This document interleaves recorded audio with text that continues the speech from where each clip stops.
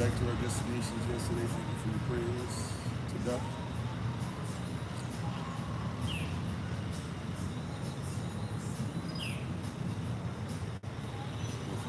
Facebook as well for you guys in a bit. We have podcasts going. We're starting a new series today. I'm not going to name it the title of the book, but there's a book that we've been telling you guys to get for the longest time. If you want, look up Neely Fuller Jr. book. Right? You might be able to find a PDF or find something to be able to use to study from. But prayerfully you'll get. But if you look up Neely Fuller Jr. book, that's what we're discussing. We'll start that Ephesians series prayerfully. I was saying yesterday, we'll get into that in a second. Let's get started.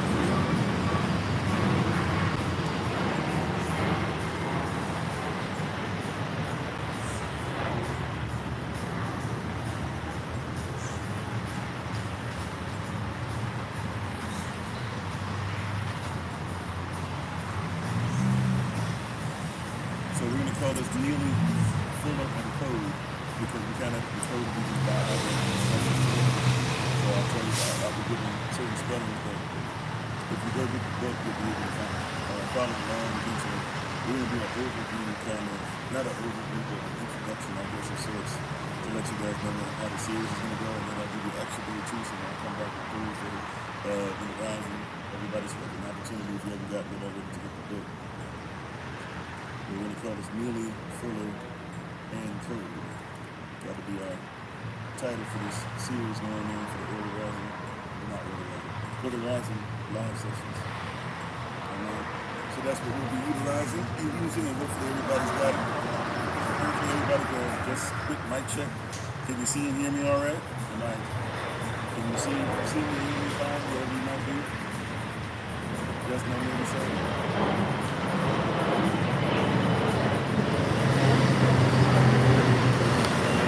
Sound is low. I got a weird setup for you guys today. Does it sound better now? I mean, it might be low in general, but can you hear me? Can you hear me better? The background noise is louder? Okay. Well, I don't know. I'm probably going to have to, I don't know. That's the best I'm going to be able to do for you guys today. Sorry about that.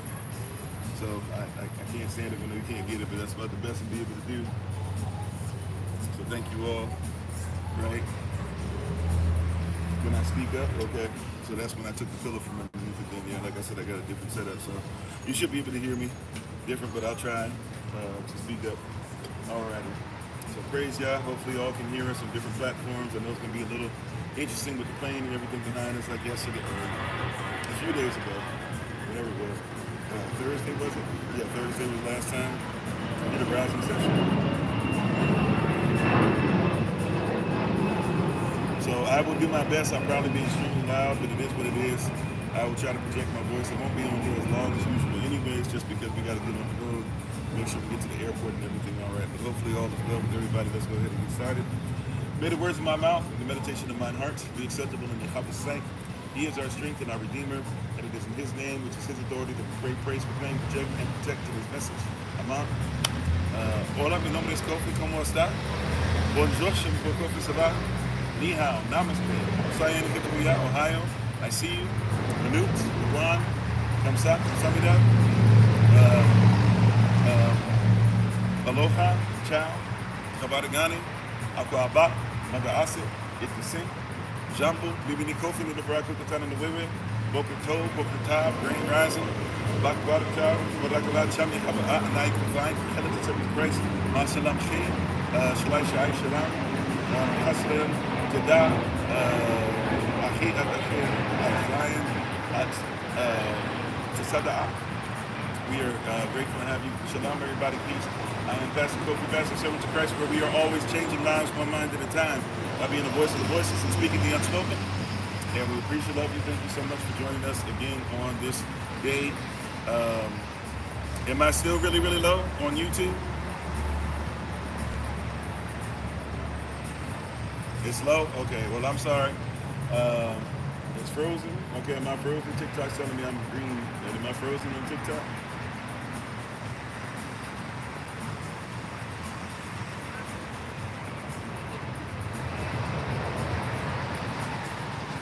Okay, maybe it's frozen for one person. All right. So sorry about that, but let's go ahead and get to it. Thank you for being on. We appreciate you. Thank you for being on, everybody. So, how you doing, Beck? How you doing, Culture Prospect? How you doing, Brother TJ? Shaul? Anybody I might have missed? We thank you. We appreciate you. How you doing, Brother Lamar, Sister Mavis, Ricky? Everybody on the podcast, everybody on Facebook, YouTube, TikTok. How you doing, Sister Deborah? How you doing, Brother Dwayne? Lottie Dyer, everybody come on in. How you doing, Sister Tia, Robodex, Jose?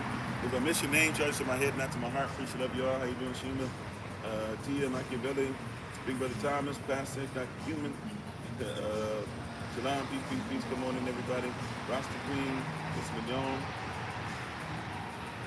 Yeah, the airport is cooking. Yeah, how you doing, Emotion? How you doing, Sister Michelle? Thank you very much. Appreciate you for that. Appreciate you guys for being on. How you doing, Keith? Ron? If I missed you, please forgive me. I got a little scattered out setup today, so I'm trying my best. How you doing, Minister Select Raj? Are we in Florida now? For a little bit longer, yeah. How you doing, Coco? Everybody, Positive Vibe. DMZ, Joy Boy, Luther, Jennifer, everybody, Dennis, Monster. If I'm missing you, please forgive me, Rodney. Everybody come on in. Katia, Sister Sylvia, Sister Green, Fee Green, Tim Europe, Sister Shirley, come on in, everybody. Sister Iska, my wife is on the Honorable Alma. As always, check her out on TikTok, YouTube, and website, and Pinterest at Bloom and Flourish. Not A&D, the letter N, Bloom and Flourish. She's a healer, herbalist, chemist, and biologist by degree. How you doing, Warren? Everybody come on in, come on in. All right. So, today we're going to start a series. Warren 723, Ricky? Yeah, okay. So we're going to start a series today. We're going to call it Neely Fuller and Neely Fuller and Code, right? It's the book we're using.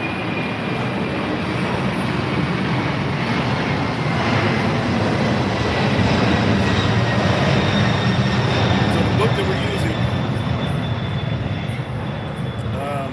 I guess there's a couple different versions, but I guess you can get this one right here. There's two different versions of it. Basically, there's an updated version. I think there's actually several updated versions now, but you're looking for something. The title is The United, so it's a really long title. I've been trying to tell you guys to get it for a while. You actually can find it on Amazon. I'm trying to get the images up because I don't really have an Amazon account, so I can't. Okay, I'm trying to get the picture up so I can just read it to you. And of course, it's not working that well. All right, I'm gonna try and see if I can read it from this little small print in there. You should be able to find it. It's called The United. The United. I'm gonna say it like 5 times.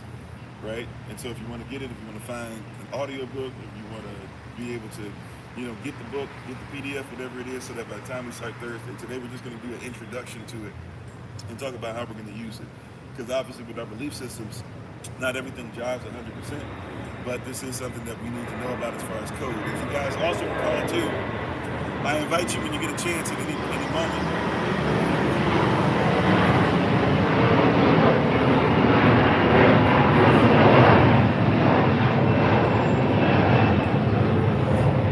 I invite you when you get a chance at any moment, go to, at any moment you have ASAP, go and look up. We have a series already, a playlist talking about code already. Biblical code or stuff like that. When this is said, when you see this in your Bible, what does this actually mean, et cetera, et cetera. We have some of that already out. But this is going to be something that's going to be obviously focused on, racism. And by the way, I know that means in the midst of this series, we probably have a lot of persons that dislike what I'm saying. We'll probably have a lot of persons who are going to tell you why what I'm saying is incorrect. we're probably going to have a lot of persons doing a lot of different things in those areas, right? And saying that, if I'm looking for something that doesn't exist, and I do admit to you that some of the stuff that is going to be disclosed through the prism of this book is stuff that we don't necessarily agree with. So I am going to be walking a tightrope of sorts, trying to ensure that we all are on the same page as far as what the kingdom mindset is. But this book does bring a lot of things to our mindset to make sure that we should have on our periphery that we should see. So this is somebody who is our brother, who is really our uncle, if you will, right? But he is our brother, but he is somebody who's not coming from the perspective of the kingdom. So I do want to make that very clear. So if you want to get the book, look for PDF. And even if you don't have it for today, I'm not really reading through it. Today we're just going to kind of introduce some of the jargon and stuff like that you might be ready to go in the directions we're going. So this is the full title. I'm going to read it 5 times in a row. Somebody already put in the chat on TikTok, by the way. Thank you for doing that. But I'm going to read it 5 times in a row, the whole thing. It's called The United Independent Compensatory Code/System/Concept. A textbook/workbook for thought, speech, and or action for victims of racism, white supremacy. Once again, the title, I'm going to say it 4 more times. The title is The United Independent Compensatory Code/System/Concept. A textbook or workbook for thought, speech, and or action for victims of racism and white supremacy. Once again, the name of the book is entitled The United Independent Compensatory Code/System/Concept. A textbook, workbook for thought, speech, and or action for victims of racism, white supremacy. Once again, the United Independent Compensatory Code/System/Concept, a textbook, workbook for thought, speech, and or action for victims of racism, white supremacy. Last time. The United Independent Compensatory Code/System/Concept. This is a textbook/workbook for thought, speech, and or action for victims of racism or white supremacy. All right? I'm not going to read the title anymore. Right? We were putting it up on shout outs and all that. I'll try to post the title in different places. And by the way, it's by Neely Fuller Jr. Neely Fuller Jr. Neely Fuller Jr.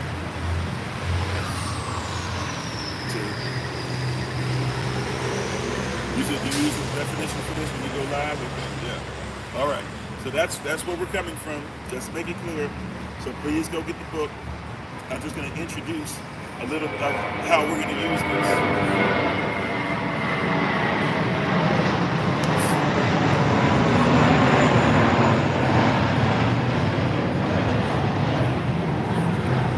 Thank you, baby.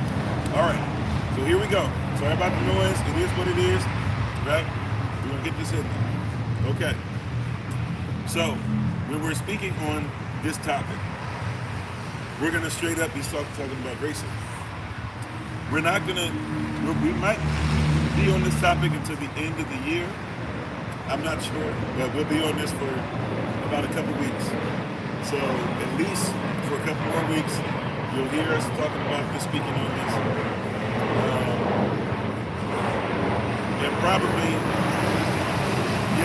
you'll probably hear us speaking on this, talking about this for quite some time. I'm going to try my hardest. It's going to be very difficult because we're going to have to be real about what words mean and how they're coded. So we will probably get in trouble. Probably have it to where they will, make it very hard for persons to find this throughout these next couple of weeks. That's why #find Kofi, by the way, even if something were to happen to TikTok, whatever, that's why we have different platforms all over the place, right, that we have. So please, man, please, sir, be aware of those things. Right? How you doing, Sister B? How you doing, Brother Charlie? How you doing, Frequency of the Forgotten? So it's important, how you doing, Marky, that we catch a lot of this code, right? So for example, you guys know about code. We talk a lot of things about code, language, etymology, where a lot of persons kind of get lost in the sauce of different things, right?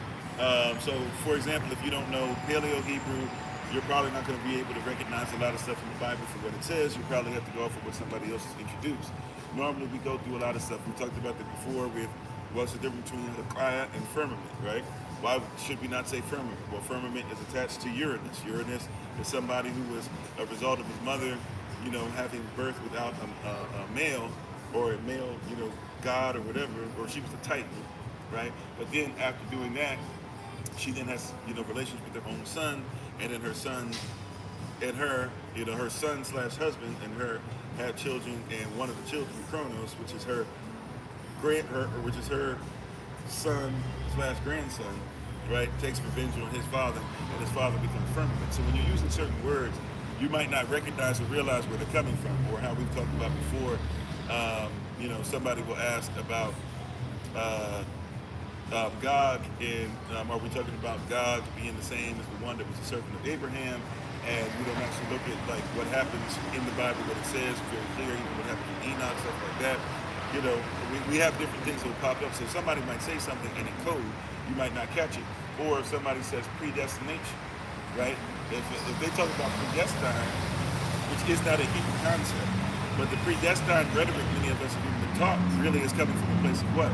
We have actually been taught that to be predestined is to actually come from a place where if you don't recognize it, you're really probably dealing with the separatists, or who we call Puritans, and who had a belief system that kind of sort of is Protestant, that basically says that it doesn't really matter what your works are, you're getting into heaven. So those of you who keep talking about predestination, they're the same persons that are talking about because your faith, that's all that matters, not realizing that your faith without works has nothing there.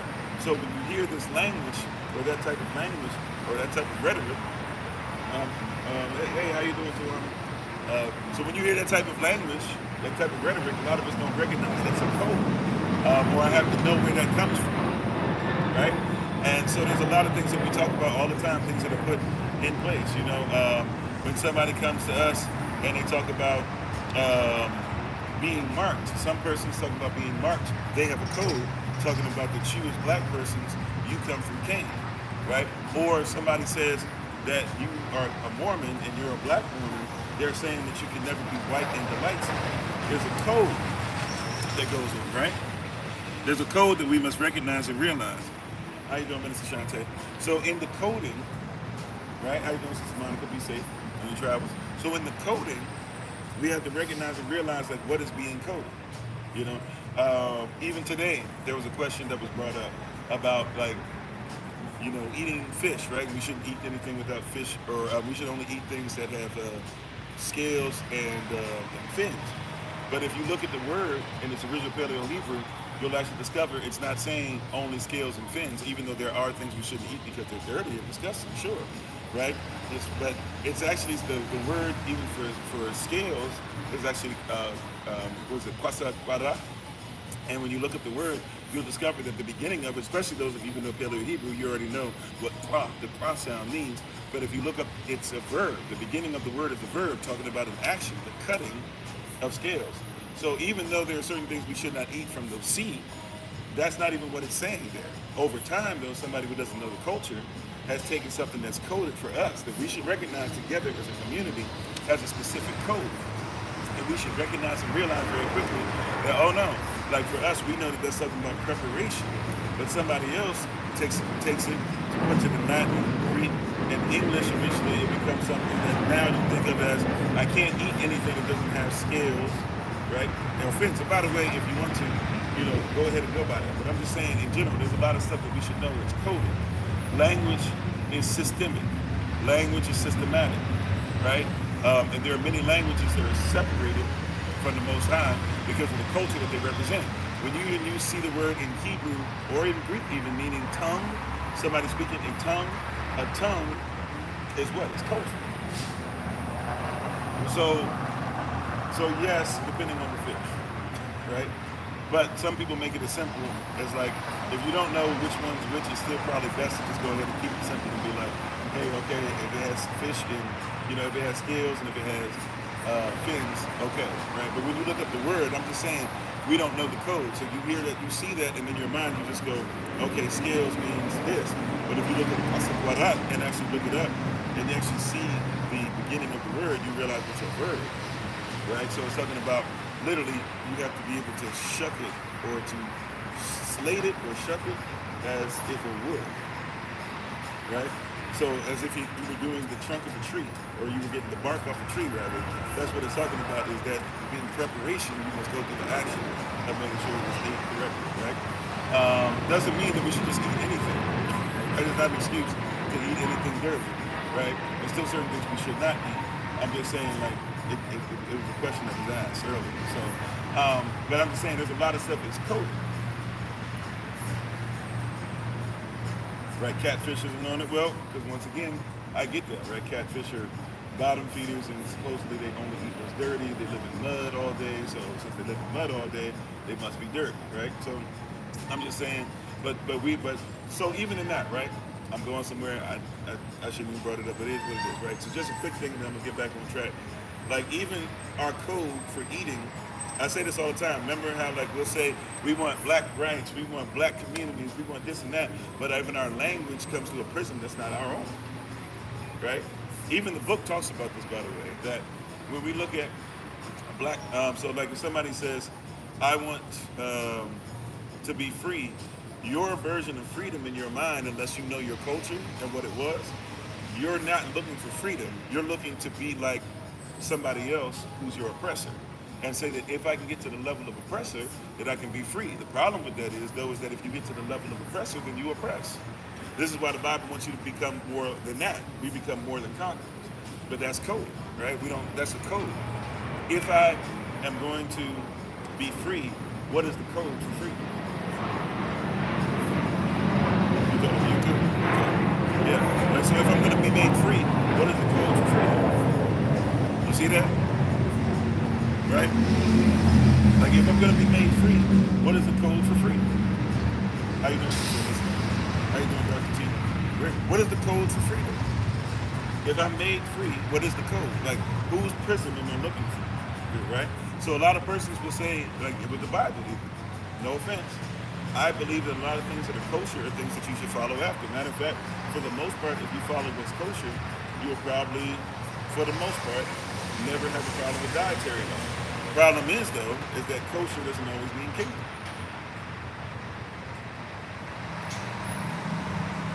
Right?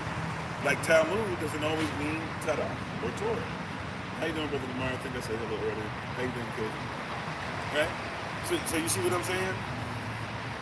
Like, okay, glad that you're doing all right. Right? You see what I'm saying? Like, we'll take stuff and we'll just go, oh, okay, it's kosher, and so we're just gonna make sure kosher. But the way that they're doing Passover is not the way we do Passover. So you got to be careful, because the Seder is not the same as Passover.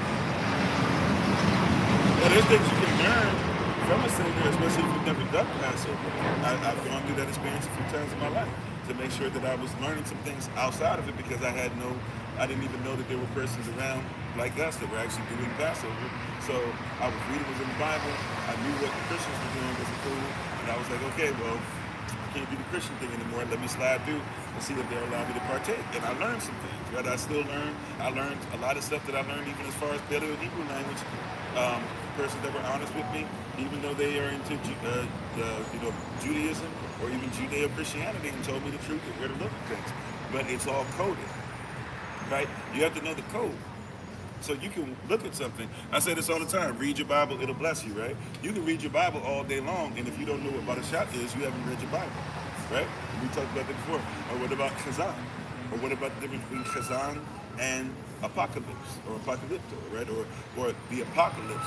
In the Greek culture, who doesn't comprehend it, this is the apocalypse. To those of us in kingdom, we recognize that this is revelation. We rejoice when others are afraid, right? This is not a warning. It's a warning to us for sure to repent, but it's not so much a warning as much as it is. It's a warning for sure, but it also for us is something we rejoice in. We're excited to do what it takes to be able to see what's going to happen to those who are sealed and those who are grafted in. Right? Code. You see what I'm saying? So once again, this book, the United Independent Compensatory Code/System/Concept, is something to help us with coded language. And the goal of the book is not just for you to be able to see what the oppressor is saying about you all the time, right? Get that out of it for sure. But that's not necessarily the goal of the book as a whole. Right? The goal of the book is also to try and get you and I to recognize and realize in real time that we need to have our own code. We already have one in Paleo Hebrew. We have one in the way we're supposed to live. But the goal is to get us to have our own code. Hold on one second, YouTube. I'm trying to see if I can get you guys closer to my mouth. Hold on. Right? But the goal is to get us to start looking at things through our own prism and not be stuck only through the prism of someone whose mindset was to oppress. Right? And what's happened over time, unfortunately for us, is that many of us have tried to get degrees and tried to, do stuff through the prism of somebody who doesn't want you to succeed, to have successors, to have success. Right? To succeed, you must have successors. True success, right, means to have successors. So, that's the system that you're in is not designed for you to do that. It's designed really for you to do anything but that. And so we're going to look at this code. Yeah, I apologize, YouTube family. This might be the best situation I have for you. I was trying to figure out something. But this might be the best I have for you today. I apologize. Doing the best I can to set up with that. So we want to go through this guide and this code. So we want to use this guide and this code today to help us to hopefully start having a better comprehension and better understanding of what it is that we're trying to learn from and learn through, and what we're trying to grow to and grow towards.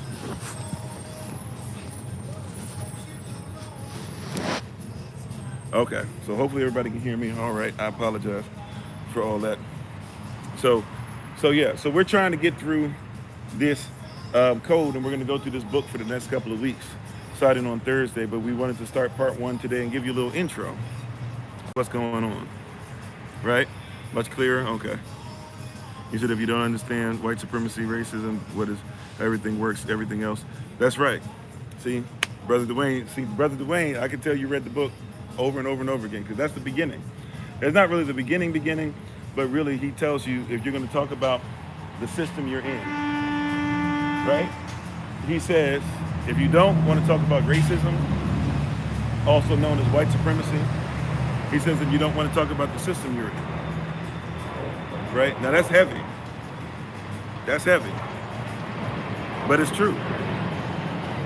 Right? It's not the only thing we should be worried about, especially through the lens of spirituality and our culture. But you have to recognize that that's a part of it, because white supremacy is dangerous, because white supremacy doesn't mean...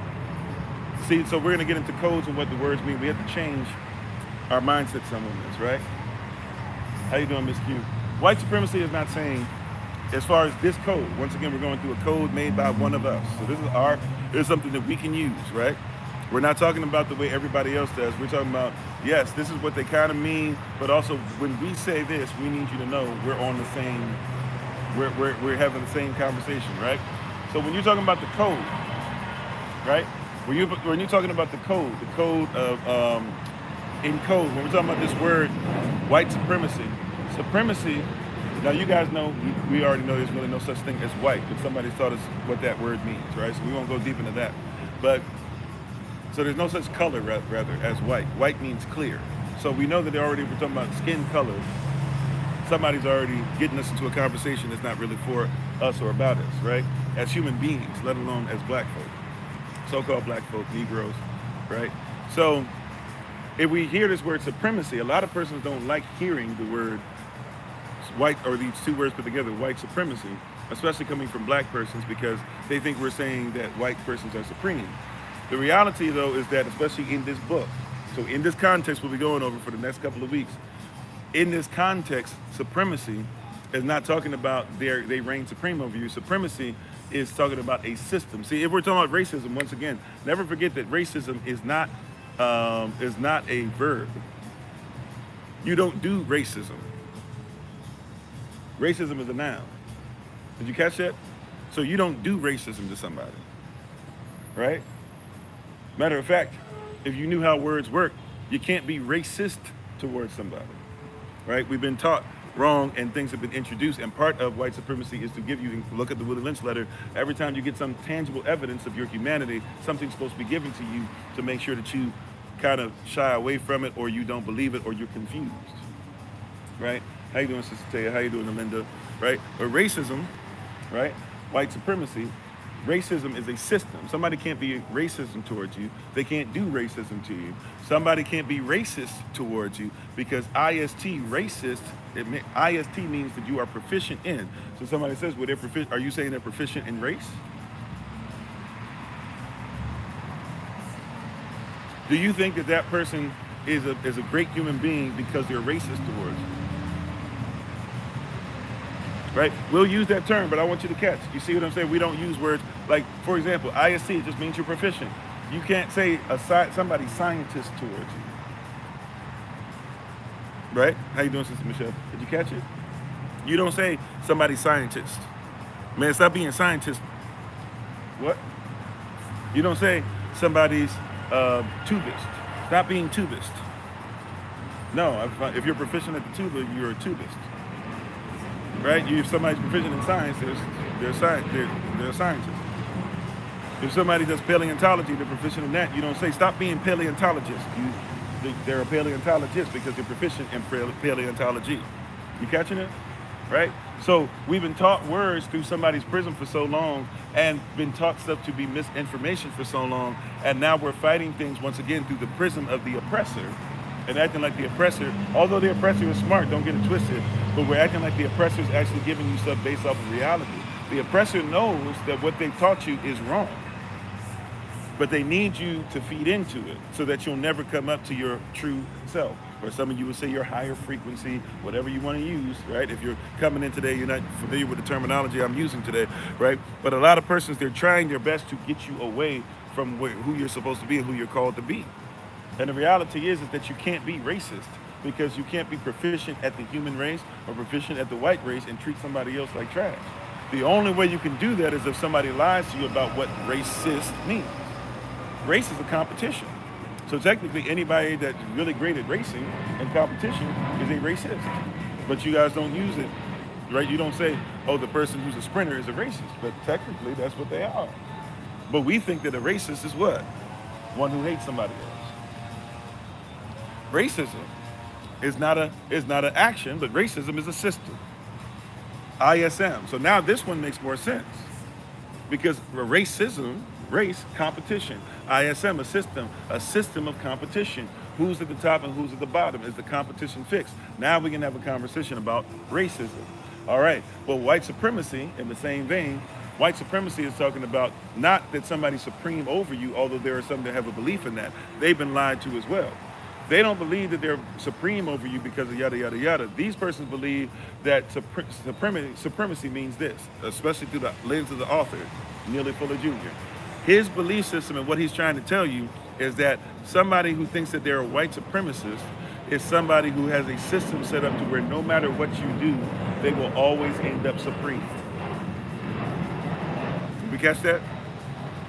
I'm gonna say that again. So through the lens and the prism, when you hear me talking about racism or white supremacy for the next couple of weeks, we're talking about the specific lens that says that if you do something within the confines of this system, the system is rigged to where somebody's supposed to come out supreme. Why? Because it's racism. It is a ism system set up to ensure that a race competition is fixed so that only one so-called competitor in the race, right? If you want to call them white race or whatever, but only one type of competitor in the race, because by the way, not all white persons are supposed to win either. But that's once again something you've been taught. But white supremacy, right, is saying that this system, ISM, this race, this competition, capitalism is rigged to ensure that only a certain type of person will be able to be at the top no matter what. Therefore, they always end up supreme. How you doing, Pastor Hamilton? You catching that? So I'm not here to do we blaming the white man for everything. You know, we're not worried about that because we off that. Guess what? The white man, so to speak, has no control over the kingdom. If we live kingdom, he can't do nothing with us anyways, right? The only reason why he can do something is because we keep giving them stuff that's our responsibility, acting like we're supposed to go to them for everything. They're not, you know, the litmus test for me. I'm not tripping off that. How you doing, Minister Tracy? So, how you doing, Auntie Marion? Praise y'all that y'all made it back safe. So, they're not my litmus test. They're not who I'm, you know what I'm saying? So anybody who thinks like that, like thinks about, oh, white supremacy, the effect, blah, blah, you have to replace, and by the way, Dr. Neely Fuller Jr., during this series we're going to be doing, and out of this book, he makes it a point to say, your responsibility, right, should be to make sure I come out of this system. What can I do daily to ensure that a system that is rigged for one type of person to come out on top, what should I do to ensure that that thing leaves? Amen, Brother Charlie. How you doing, Twin, if you want? He said there's division within the system that shows simple favoritism to all, but exclusively to specific. Right. How you doing, Big Roy? So we want to make sure that we're on the same page. So when I say racism or white supremacy during this next couple of weeks, I'm talking about through this particular lens, through this book by Dr. Neely Fuller Jr. Once again, I said the title several times, and I've been posting it. I'll say it one more time, though.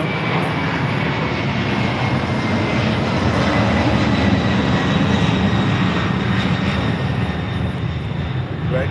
The title is The United Independent Compensatory Code / System / Concept. And it is a textbook / workbook for thought, speech, and or action for victims of racism, and in parentheses it says white supremacy. How you doing, double OG, triple OG? That's what we're talking about today. How you doing, Brother Keith? That's the context, all right? Everybody got that? So I'm not talking about all the other stuff. Thank you for all the other stuff you've heard. We're coming through a prism, and we're going to be faithful to that prism. Thank you for the love. All right. So hopefully everybody's got that. I'm not talking about several thousand other things today. We being specific. Got to be specific. We got to make sure that these things are in place.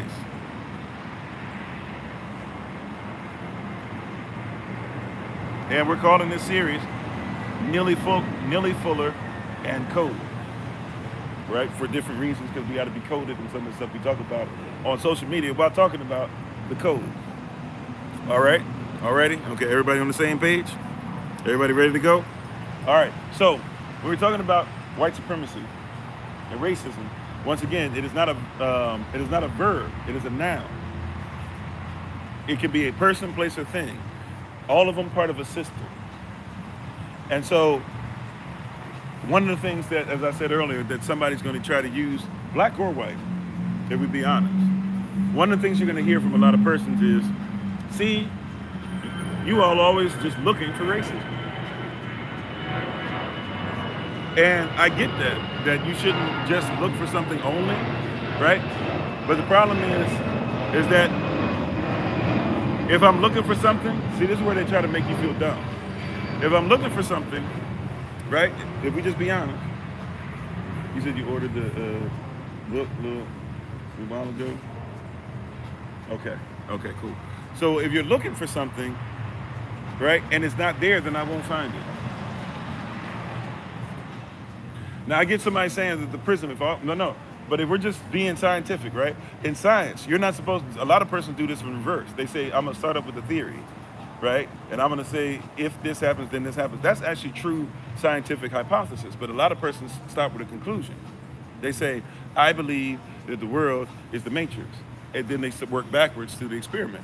No, if the world is the matrix, then I should find da-da-da-da-da. If I don't find da-da-da-da-da, then that's the thing. So we're gonna be doing a hypothesis, because if racism exists, then I should find examples of a system that's put in place that no matter what has happened, no matter how many laws have changed, no matter who has been your president, no matter who's been voted for, no matter how faithful you've been in your marriage, no matter how much money you've made, somehow, some way, I'm gonna see a certain type of person at the top, and I'm always gonna see a certain type of person at the bottom. Right? That's science, right? That's what a lot of you like as far as the empire. that you're still under, and like that empirical data. Well, then let's give not only quantitative data but qualitative data. We're going to make sure this is quality, because if I keep finding the same persons at the top and the same persons at the bottom, then there's a system in place that obviously helps out a certain type of person. And by the way, let's take this out too, because somebody's going to say, well, this is because you're lazy, right? If black folk weren't so lazy, they would make it. But how is it that black folk in Kenya who have doctorate degrees are hoping and praying that they can work 8 hours a day for AI stuff, for Meta and other things that are out here, and are getting paid before tax $2 an hour, and are being forcibly removed? Well, they're being tricked into not getting paid even what they're supposed to get paid. The companies that are supposed to work in between Meta and them are getting paid maybe $12 an hour per position, but only paying the persons $2 an hour, and then saying it's competitive for where they are. And those persons have literally done everything in their power to go and get the degrees that they said they were supposed to get. Some of them have left the country to go to school and to college and came back. Some of them have made sure that they've worn the garments of those that are their oppressors. They've done all these different things. It was on 60 Minutes. It kept coming up. I was seeing the same thing over and over again on the cruise. I watched it like several times. The 60 Minutes, same 60 Minutes episode kept popping up. I watched it like 3 or 4 times one night alone. And I was just studying, like, let me get into this. Let me see, maybe I'm tripping, right? You know, maybe they're tripping because, you know, $2 or whatever. No, $2 an hour, right? Even in their country is nothing. And then they even said, now watch this. And then they were so racist, using that term, right? Let's say they were so into white supremacy and racism, the system that had such a hold in their mind that the persons, when they wouldn't pay them, when they would find creative ways not to pay them, they would have them work overtime and then wouldn't pay them. They said, we don't have the money to pay you. So what we'll do is they bought them KFC in Kenya, by the way. In Kenya. That's a totally different way of doing it. But they said, we're going to buy y'all KFC. I'm no lie. Look this up for yourself. They bought them KFC, right? 2-piece and a biscuit, I believe. It was 2 pieces of chicken and a biscuit. And then said, thank you for your overtime. While they had these persons doing crazy stuff for AI, like for example, they're trying to make sure that AI doesn't show certain things it's not supposed to. So guess what? That means that if they're not supposed to show pornography, guess what? That person's got to work. And somebody's got to click on certain things and box things and line stuff up. They have to watch a bunch of pornography.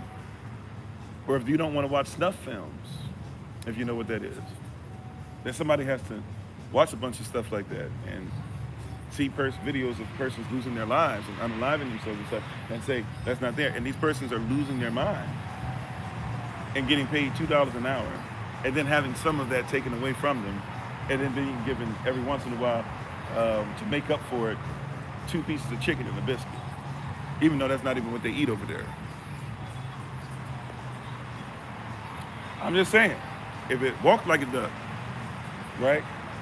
If it quacked like a duck, if it acted like a duck, if it works for Aflac, then I think it's a duck, right? But somebody would tell you and I that if I were to bring that out, I'm looking for racism. Now that's Meta, that's Facebook. Remember Facebook had to change their name because of all the stuff they got in trouble for and stuff, so they changed their name so that they can continue business? That's Facebook, that's Meta. Right? Giving out stuff to the poor, you know, like they have persons in China building your stuff. You know, they have a person in Africa building your stuff. Giving all that to the poor. How you doing, Sister Brea? See, that's why it's important for us to go through this code book, because somebody's going to try to tell you, they try to teach you and I, that we're looking for something. But if I look for something and I find it, and if I look again for it and I find it, like at some point, if we're being honest, if I keep finding it, matter of fact, this is for a lot of us try to excuse racism and act like it didn't exist. And we were taught, especially if you got to certain levels of school, you were taught that you weren't supposed to even believe that racism was a thing. It was going to hold you back to think that it was possible that somebody could have a system. So you needed to do your best. But then we found out, yeah, we could work twice as hard and get half as much. And then we started looking into it. We said, oh, yeah, they were right. There is something. You know, Malcolm X didn't die just for nothing. Medgar didn't just die just for nothing. You know, Martin didn't just die just for nothing. Oh, come to find out, right? How you doing, Winston? So it's important. How you doing, Sister Snap? You said KFC is how they paid the Soul Train dancers? Oh, well, I didn't even know that.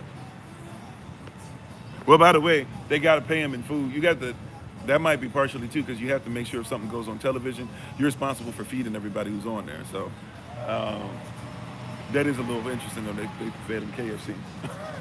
But you have to make sure if somebody is on television, for real, part of, everybody who gets on the screen is supposed to actually be let into the Actors Guild to some level. I don't know if they used to have to get on television, but I know if you get on screen, for the most part, you got to be let in the Actors Guild. But then on top of that, you have to also, so you got to get the insurance or be given the opportunity to purchase the insurance, and you get insurance for the rest of your life.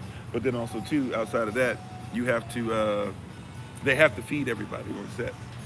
So that might be a little different. I can't speak to that one, but that's the first I ever heard of it, to be honest, right? But I'm just saying we have to recognize this code. We have to recognize the code.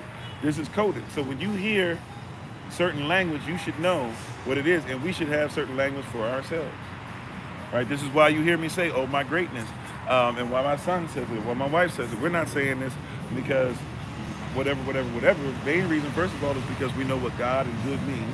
So we're not just going to be saying that, right? We believe in Elohim, not God, and God is good, and good is God, so we don't say that. But also, too, we have a code amongst ourselves, right? We have something that we say, a language that's dedicated within ourselves, right? We should have that all the time. You say it now. Yeah, I know. I see some of you say it. I know Sister Carla says it on her videos. I know every once in a while, I think Brother TJ says it. I know Rudy Charlie says it as well. But I'm just saying, there are certain things when you live as a community, there's a code that goes with it, right? There's a code that goes with it, right? So I'm just saying, like, we should make sure that we recognize that these things, this is coded language. When somebody says, for example, even like the owl, the OVO thing. Now, I'm not sure if this is all the way there, but owls go back to Semiramis. They go back to Anani, who also is known as Ishtar, right? That's the way she was worshipped in the Mesopotamia and other places. In the story of Gilgamesh, stuff like that, that's how she's represented, right? And you'll even see the only time that Lilith, some of you know about the word Lilith, right? Which actually is not an Israelite thing, but the only time she's mentioned is once in Isaiah. I don't want to say it. I'm going to get the chapter wrong, but it's mentioned once. And when it's mentioned, if you do the research, you'll see that it's mentioned that she's next to the satyr. She's next to the goat, half man, half goat, the Baphomet spirit, right? So the Baphomet spirit and Ishtar go hand in hand. I'm sorry, what is it? Oh, you say it's blocked, Pastor? Who's blocked? You're saying you're blocked, but you're talking to me? You can't be blocked and talk to me, but I'm not sure if that's what you're saying. I missed the first part. A way of stealing money? I'm sorry, I don't know. I missed the first part. I'm sorry. Is it signed backwards? Oh, okay, whatever that's supposed to be backwards. Right, okay. Oh, okay, yeah, I'm not going to say that backwards. But okay, whatever. But that's your way of saying hello. But yeah, you have to recognize these things.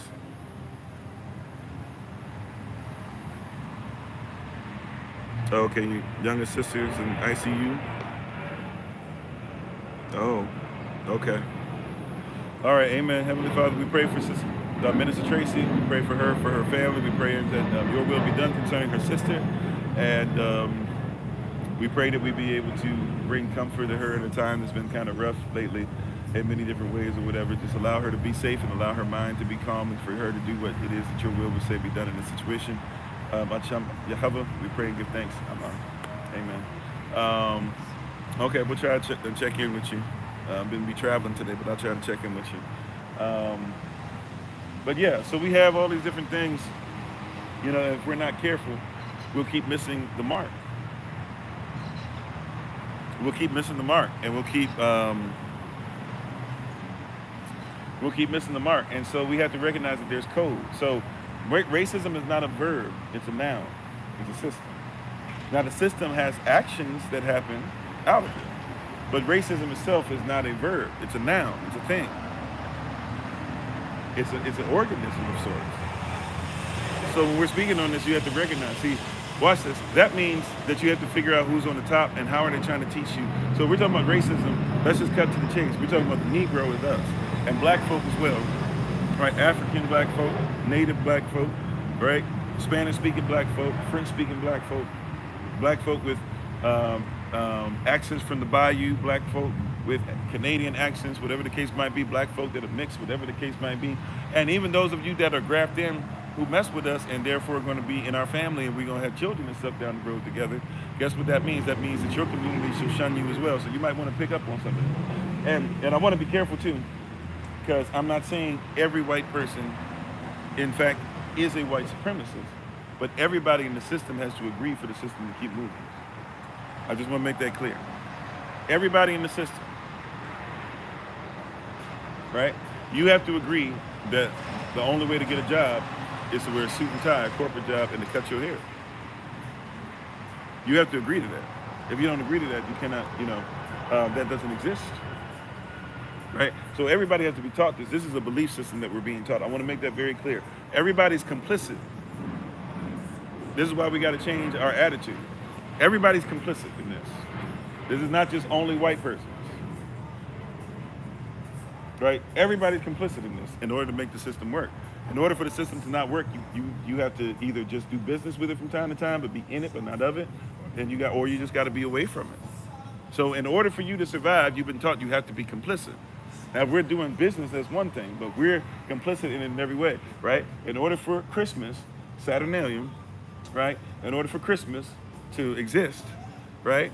In order for you to still think that it's okay that Thor was going around on reindeer and that Odin could fly and that's mixed together with St. Nicholas, and you could act like, Baphomet doesn't exist with Krampus, and act like it's okay to have black slaves, elves or black Pete and stuff like that.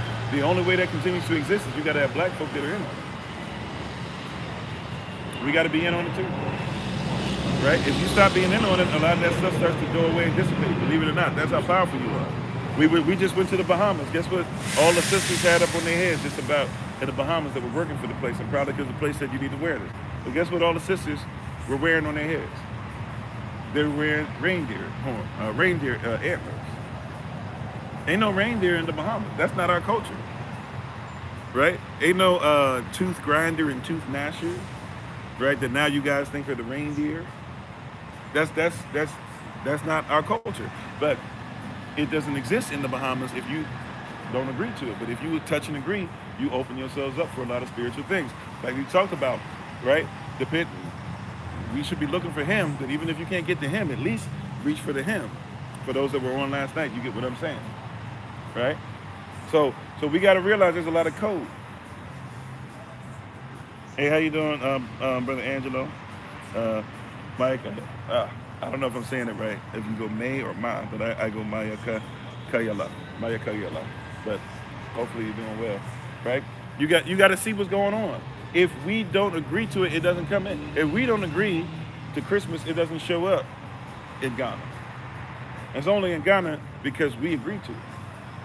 The oppressor has left, and the mindset is still there. And we keep touching and agreeing, and we still have this mental slave thing. See, we only focus on the physical, right? And the physical matters, but don't forget the spiritual as well. We're spirit, soul, and body. And so the physical presence are coming from a spiritual presence. Amen, Minister Swayler, right? Like the physical presence, P-R-E-S-E-N-T-S, are coming from a spiritual presence, P-R-E-S-C-E-N-T-E. Did I say that right? Right? Something like that. Maybe I added the C word up long. But y'all get what I'm saying. How you doing, Big Pepper Steppin'? Thank you for the love. And how you doing, Pretty Queen? Right? So we're in this position to where we don't recognize there's a system of white supremacy called racism, which is a competition to ensure that only a certain type of person gets to the top.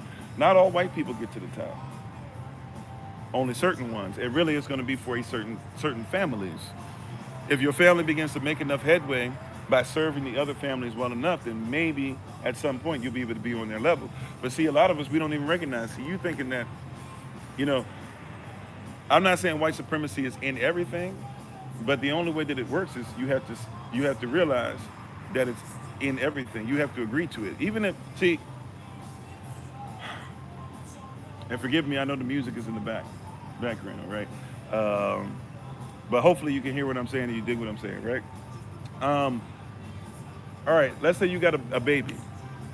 You got a newborn baby. Newborn baby doesn't know anything about Christmas, that, whatever. If you start putting Christmas gear all up on them, and they see a big Christmas tree, and you make sure they smell certain things, and you have them singing, you start singing Christmas songs to them, and you have all these Santa Claus videos, and they watch Frosty the Snowman, and you watch Rudolph the Red-Nosed Reindeer, and they begin to go through, how you doing, Minister Tamara? And they begin to go through all those different things.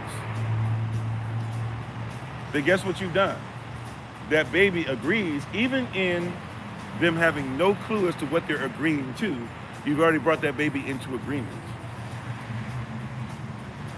Right? Now, a lot of us, we didn't know because we were brought into an agreement too, right? It's just like if you give that baby a birth certificate and you tell that baby that birth certificate is something they need for the rest of their lives, you brought them into agreement with being an artificial person, belonging to the artificial person of the United States, and even the artificial version of their state, and therefore they themselves are a slave to it. Even if you didn't know, you might not have known, but now you know, right? So if you know better now, the goal is to do better. The goal should be to do better, right? You're brought into an oppressive system. Well, you might, just because you are not aware that you're in a system of white supremacy and racism, does not mean that you are not in that system. You said Huggies versus Huggies Supreme? Not all right. Okay. I never heard it said like that, but okay. Right? So you're in a system. You're in a system. And you have to recognize that you're in this system. Neely Fuller Jr. says it like this. He says, hey, if you are in a system, he says if you are in, or he says, let's say you're in prison. This was going to hurt. Right? But we know we're in the land of our captivity. He said we're basically captives, and persons don't want to talk about it, and they don't want to dismantle, they don't want to escape, but you're going to have to escape either the system or you're going to have to just dismantle the system because you're working from the inside. If you're trying your best to work this thing, you're working from the inside of a jail cell. You're in prison. So if you're going to be free, you got to be out of this prison in order to either be free of it or you got to break the prison down. Right? Paul, when he was sitting there and the whole prison fell down, the prison fell down. Paul didn't escape. He basically escaped. The prison fell down. Right? Like, you can escape, sure, but if you escape, you'll be a criminal for the rest of your life because you still never went through the system being broken. Right? Paul didn't escape. The prison fell down. And he was so into who he was and knew who he was, and to save the life of the one that was attached to the prison, he said, I'll stay here anyways, even though I'm free. You think that prison guard touched Paul for the rest of the time? That prison guard was thankful that Paul stayed in position, but Paul was free enough to not just have the chains be broken, but everything fell down. Right? And that you need to recognize that your responsibility is to be so much in the kingdom so that when things around you that are causing you to be in prison, they fall. We're not talking about you can just go ahead and exist in it every day and keep going through the same thing. You're still doing the same stuff. You're still working the same 9 to 5 and being upset. You're still not able to teach your children, which is your responsibility, not the school system. I don't care if you believe in that A word that rhymes with extortion, or if you don't, right? But the school system's not supposed to teach your child. You are. That's your responsibility.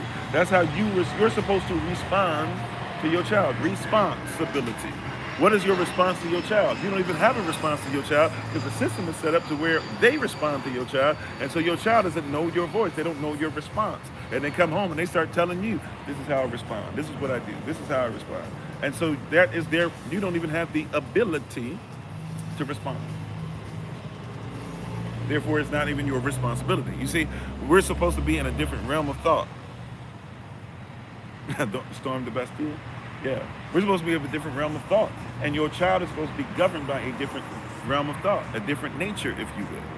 But when they're not in their nature, as our parents used to say, as our grandparents used to say, boy, girl, you ain't in your right mind. You're not in your mind.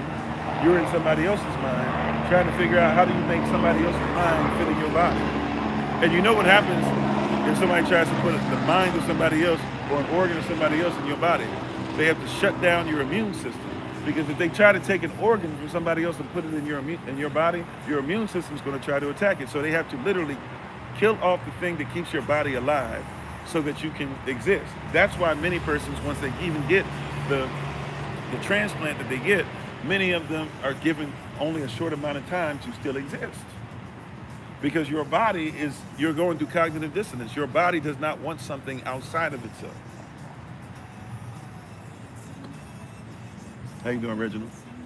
Right? Your body does not want something outside of itself. Your body wants what's in the body, and we are a body with our head, Yahushua. Why are we trying to accept their body into us?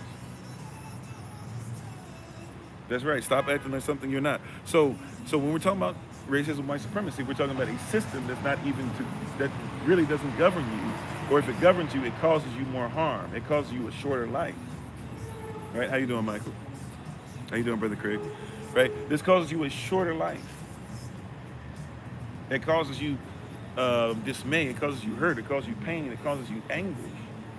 It causes you frustration. Right? How you doing, soul consciousness?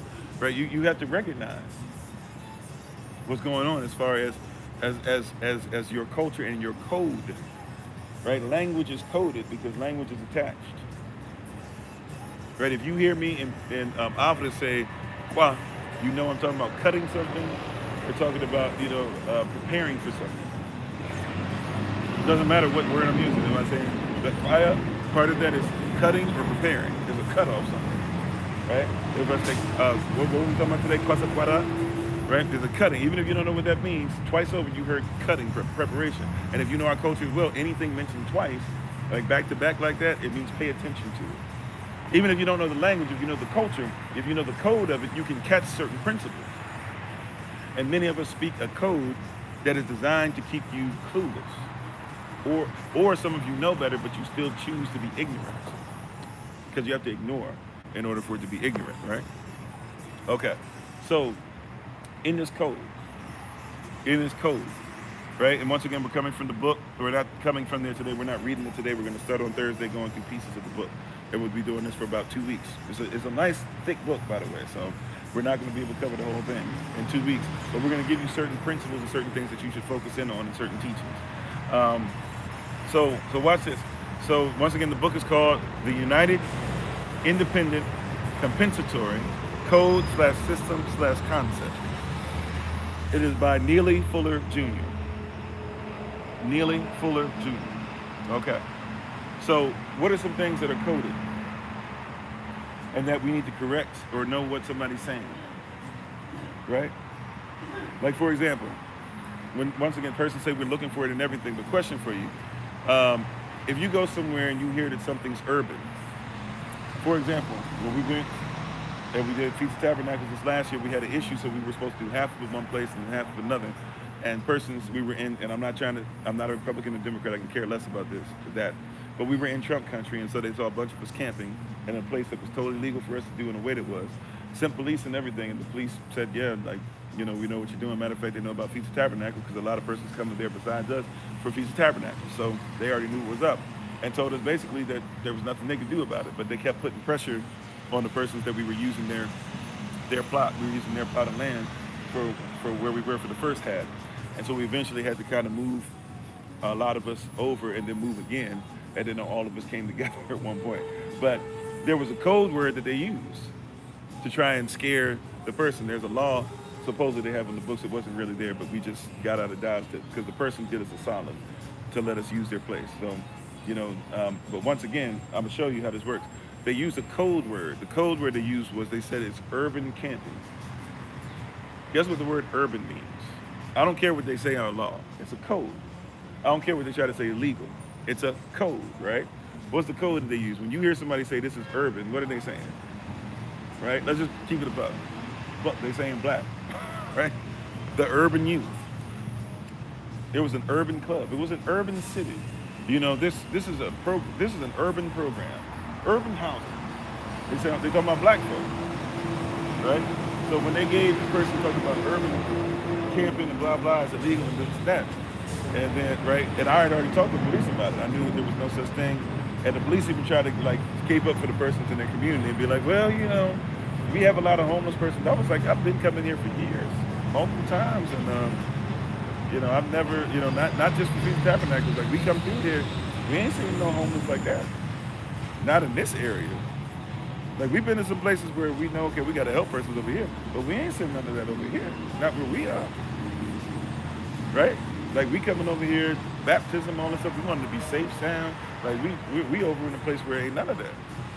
No shade to where this place is where it's at, but, you know, in that particular place, right? You giving the game? Thank you, babe, right? But I said urban. When they said urban camping, right, even though we knew it wasn't the thing, the persons who were the homeowners, something clicked in their mind. There's a code. And I'm not talking bad about them. They were white folk. So what? They were nice to us. But I'm trying to tell you, the code clicked. Oh, right? If you're not catching what I'm saying, if you're not picking up what I'm putting down, put it like this. Because some of you might think, once again, oh, he's just being racist, blah, blah. I already told you what that word means. It is what it is. But let's look at it like this. If you and I are walking down the street, if there's two black folk, all right, let's put it like this. If I'm walking down the street and I see there's a white person, there's a white supremacist, and there's a white person that's not a white supremacist, here's the deal. And look, I know this ain't all white folk. I know all those skin folk is kin folk, right? But some of you would agree to this, that you had to either leave this type of mindset or you know somebody in your community with this mindset. Free game, all right? If there's a white person on here that hears it, even if you hear this after the live and you hear this on the recording and you want to go ahead and challenge me on it, give me real fact. Don't just say, no, you're wrong. Give me like something factual, right? But we're talking about through the prism of this book, right? Okay. Do you not know that 3 persons have to come into agreement, like I was just talking about?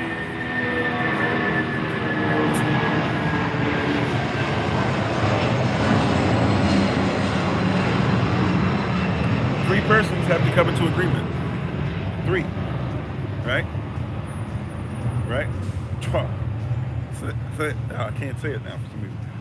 For this. Yeah, I'm having issues with my R's today. Anyway, sorry about that. I'm having issues with my rolling my R's today for some reason. But there's 3 persons that have to come into agreement. The black person knowing I'm probably gonna be treated like this. The white supremacists knowing that's how we treat them, but also the white person has been taught that this is a black person. And I know somebody don't want to hear this, but you're talking about racism, white supremacy. It means that everybody has to be taught the difference between what they say black and white is. It's coded, right? It's coded, right? If somebody says urban, everybody has to agree that that's what urban is. That's not what urban means. But that's what urban has become. How you doing, Barack? Right? You hear what I'm saying? Everybody has to come into agreement on what's urban. If not, we have to use another word. So if I'm coming down the street, if somebody sees me coming down the street, this happens. This is my experience. How you doing, Brother Ricky? Right? Here's my experience. Right? Percussionist extraordinaire. Right? Here's my experience. When I was 3-piece suit, you know, living 6-figure lifestyle, you know, nothing on me should say I'm trying to rob you, or somebody, but even my own sisters, my own elder sisters, right, and even white women and stuff like that, and sometimes even white men, they might not cross the street, but they get out my way and they clutch their pearls on me. Why? Because it's code. Just the fact that I'm black, considered to be black, Negro, etc. Just because I'm 6'5" and a half, had the buzz cut and everything, had the haircut, had the taper, right? Wasn't just walking around shaggy or anything. No, I had the 3-piece suit on, right? Had the stuff matching. I didn't even like the suit, but I wore it because I knew that's what you were supposed to do. Shalom, Sister Taylor, right? But in doing that, there's a code that I'm gonna snatch your purse because I'm 6'5" and a half, black people. Doesn't matter how much money, and I really wasn't making that much money. That's how I presented myself, but still, right? As far as they know, I'm doing the daggone thing, and I'm in certain circles. But as far as they care about, that's you're black. The prism that you see me through is supposed to be through that prism first and foremost. And a lot of persons don't like us talking like this. They try to say, oh, so you're the problem. You're trying to be right. Yeah, that's the indoctrination. But no, that's the truth.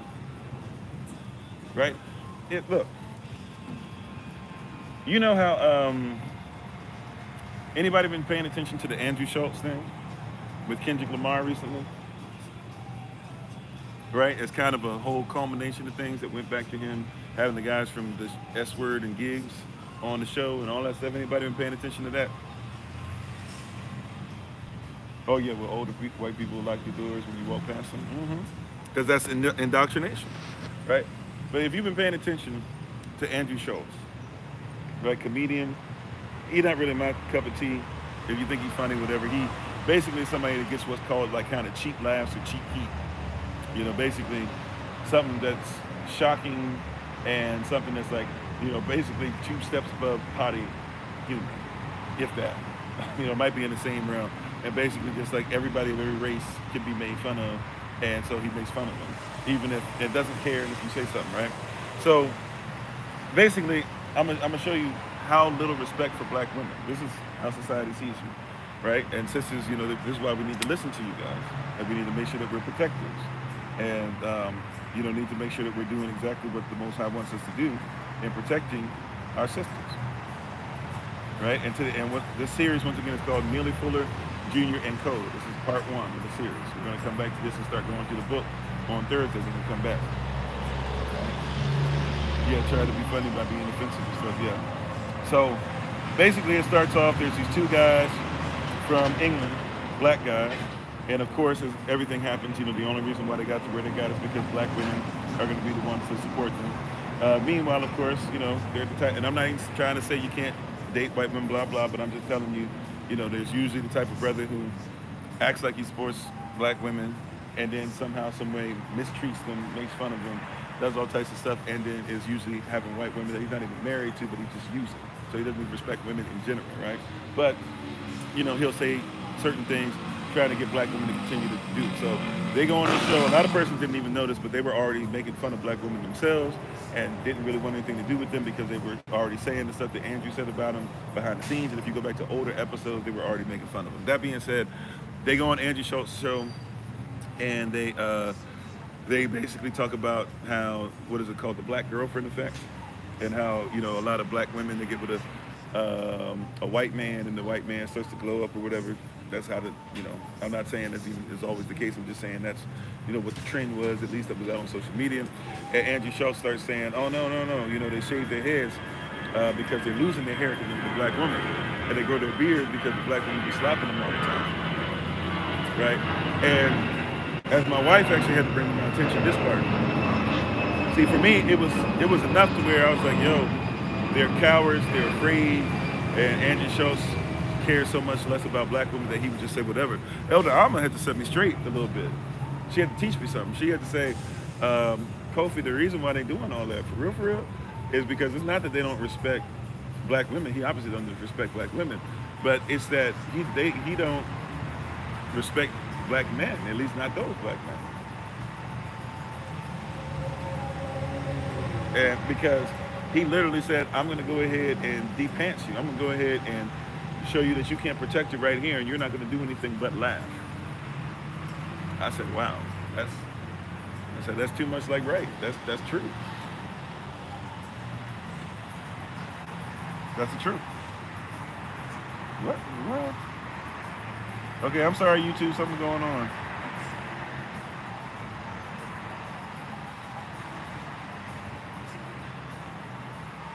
Oh my goodness, what are they doing? What's going on? Oh no. All right, I'm sorry. We just lost everybody momentarily.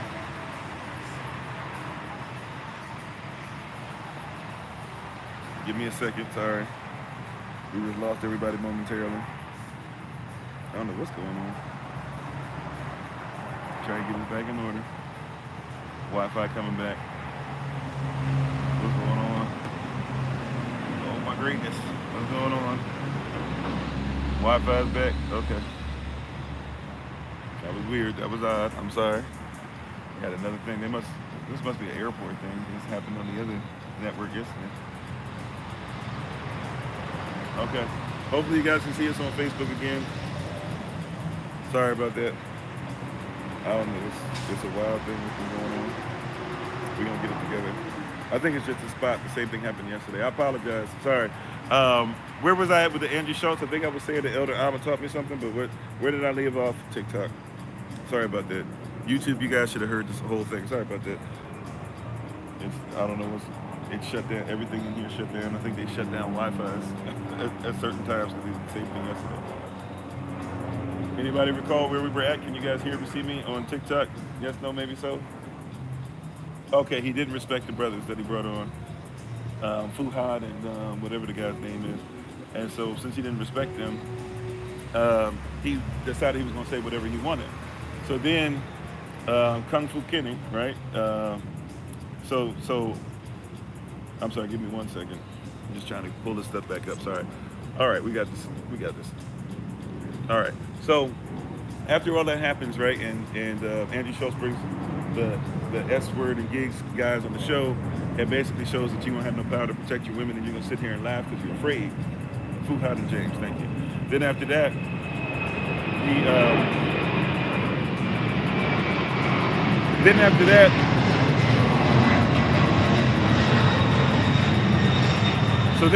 Kendrick Lamar comes on, and Kendrick Lamar, he has this new album that he puts out of nowhere, and in the album he basically says, "Don't let no white comedian make fun of no black woman. That's law," right?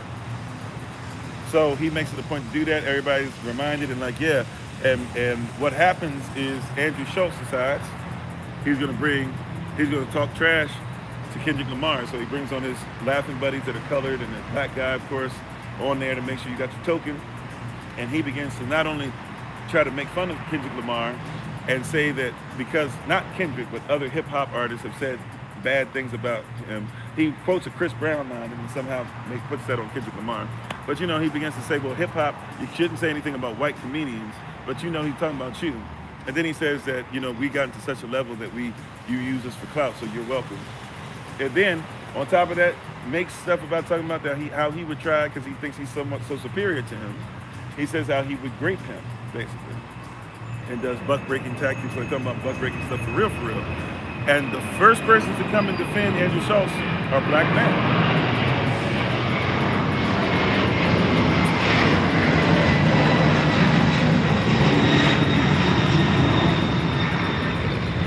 So the first person to defend Andrew Schultz are black men, right? And so after that, a whole bunch of black men got tired of it, and sisters, of course, but unfortunately we don't listen to our sisters enough when they were telling you this a long time ago, right? And so then finally enough black men start saying, you know what, yeah, this is wrong, blah, blah, and we coming at you and you definitely coming. But it's interesting, the same person, now some of them did, but it's interesting that when this happened to the S-word and gigs persons, we didn't really see too many black men saying anything. But then the rapper gets in trouble, and now everybody like, you're not gonna say that about Kendrick, and you talking about R and them and blah, blah, this and that. But Andrew Schultz has been saying stuff about your women like that for a long time. But see, what I'm saying is that we don't even recognize that that's code. We fell for the okie doke. We've been in coded language so much and for so long. And did I say hello, Sister Greta? I'm not sure. We've been in coded language and coded situation for so long that we just accept it. Right? We accepted it so long that so really this has been a problem that was there where you really had Fuhad and James were already disrespecting black women, but they were doing it low key. And when they got big enough and they realized black women were the reason they were getting where they were going, they chilled out just enough. And now that they starting to become a little whiter or whatever, they decided let's go on, not whiter as far as mindset. Well, as far as mindset, but I'm not talking whiter as far as color, whatever. I'm talking whiter as far as they get a whiter audience now. They decided let's try and go to Andrew Schultz and see if we can share audiences and let's see if we can grow. They go on there and Andrew Schultz does what Andrew Schultz does. And you know what show you're going on, so you're not going to pretend like you didn't know either, right? And they go on there, they go on the show, and they think that they're going to be able to get away with it. And sure enough, the person that supports you are like, no, we're not cool with y'all like that on that level anymore. That's jacked up, right? Then Andrew Schultz, so nobody deals with him. Andrew Schultz then, Kendrick Lamar says, all right, nobody gonna say anything to him. Let me say something, right? And then he goes to Kendrick Lamar, and everybody's response is to go at him now that he's going to Kendrick. And black women, Negro women have been telling you for the longest time, hey, we're not listened to, we're not respected, they're not doing this, they're not doing that. They've been telling you for the longest time, we don't feel protected, we don't feel like we're getting affection, we don't feel like somebody looks out for us. We're so you guys are so busy doing the coded thing, right? Like, and I don't know if you guys, oh my goodness, it's doing it again. Okay, I'm sorry guys, this is kicking me off. It's trying to kick me off. I don't know why. It keeps trying to kick me off of what I'm using as far as hold on.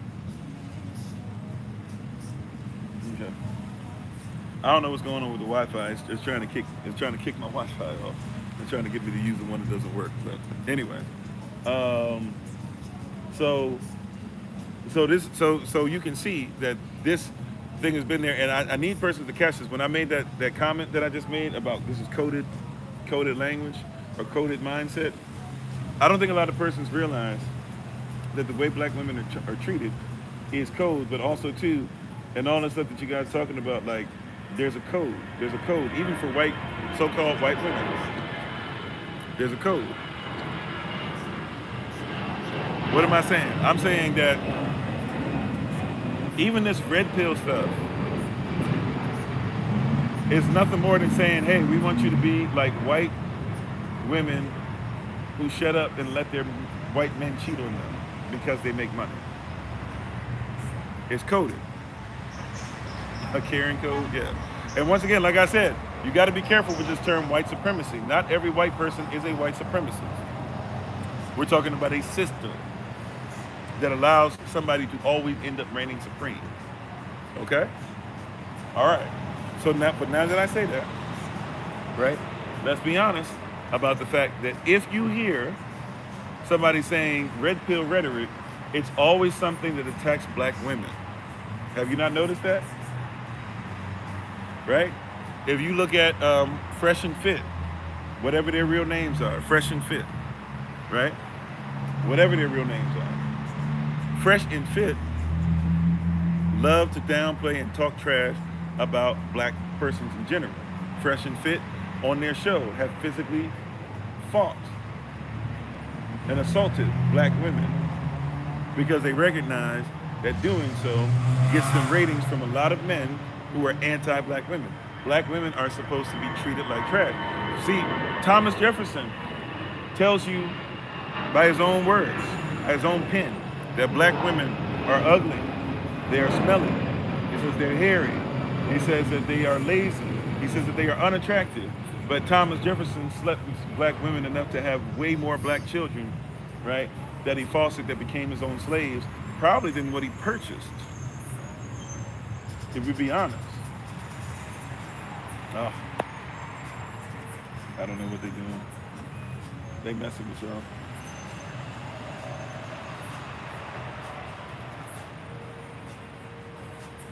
Yeah, I don't know what they're doing on TikTok. TikTok's messing with it. I told y'all that TikTok's not gonna like this series. So we might have to, utilize it as much as you can. We'll see once we get on the road. Maybe it'll act better when we get back to certain places. But TikTok is not gonna like this series. I'm just gonna tell you straight up. I'm gonna be as careful as I can be, but it is what it is, right? It's kind of one of them things for the next couple of weeks. It is what it is. Just be ready. We're gonna be dealing with a lot of signal stuff coming in and out, blah blah. Probably some stuff being shut down and having to go to other channels from time to time. Just letting you know. Just be ready, right? I don't think it's a signal thing, right? But anyways, it could be this spot that we'll find out later. That being said, right? When you hear red pill rhetoric, it's anti-black woman.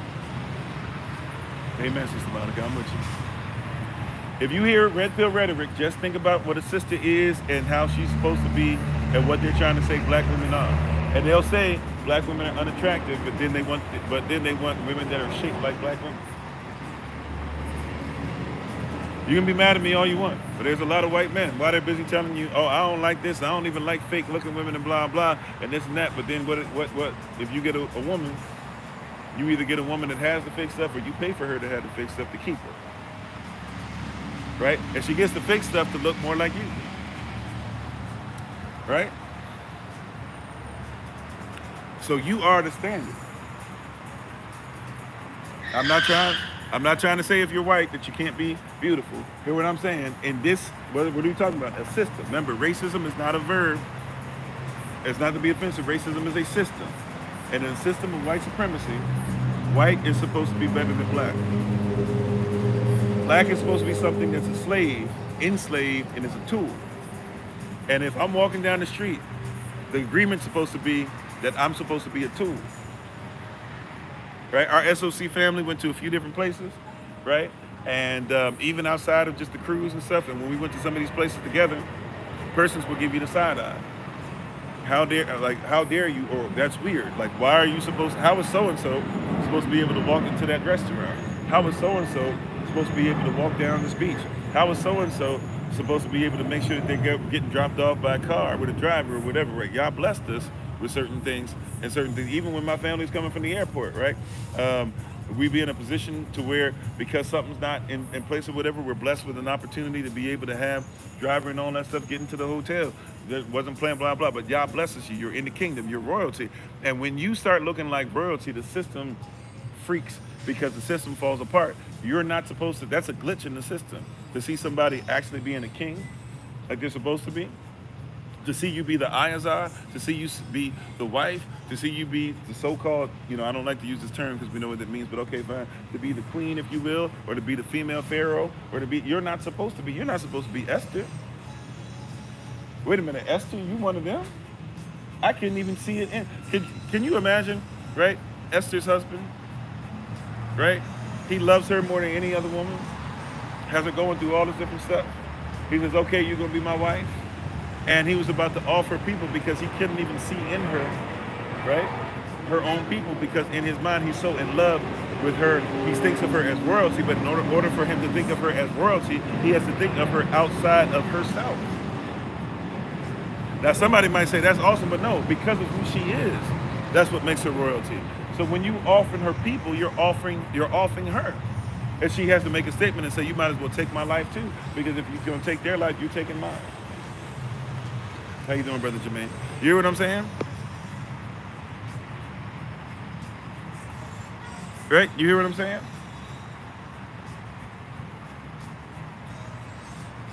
Oh, you said he's got the mustache too? Yeah.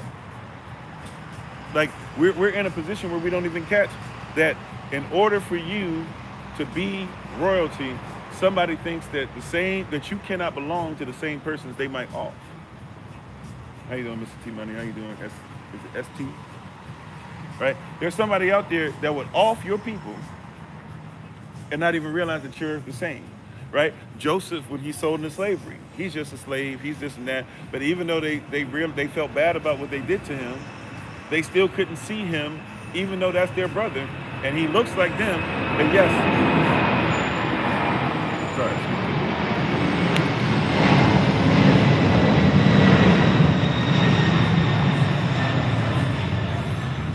And so yes, that is their brother, and it is sold into slavery, and yes, it is true that he was Kemetic, and therefore he was the same color as them.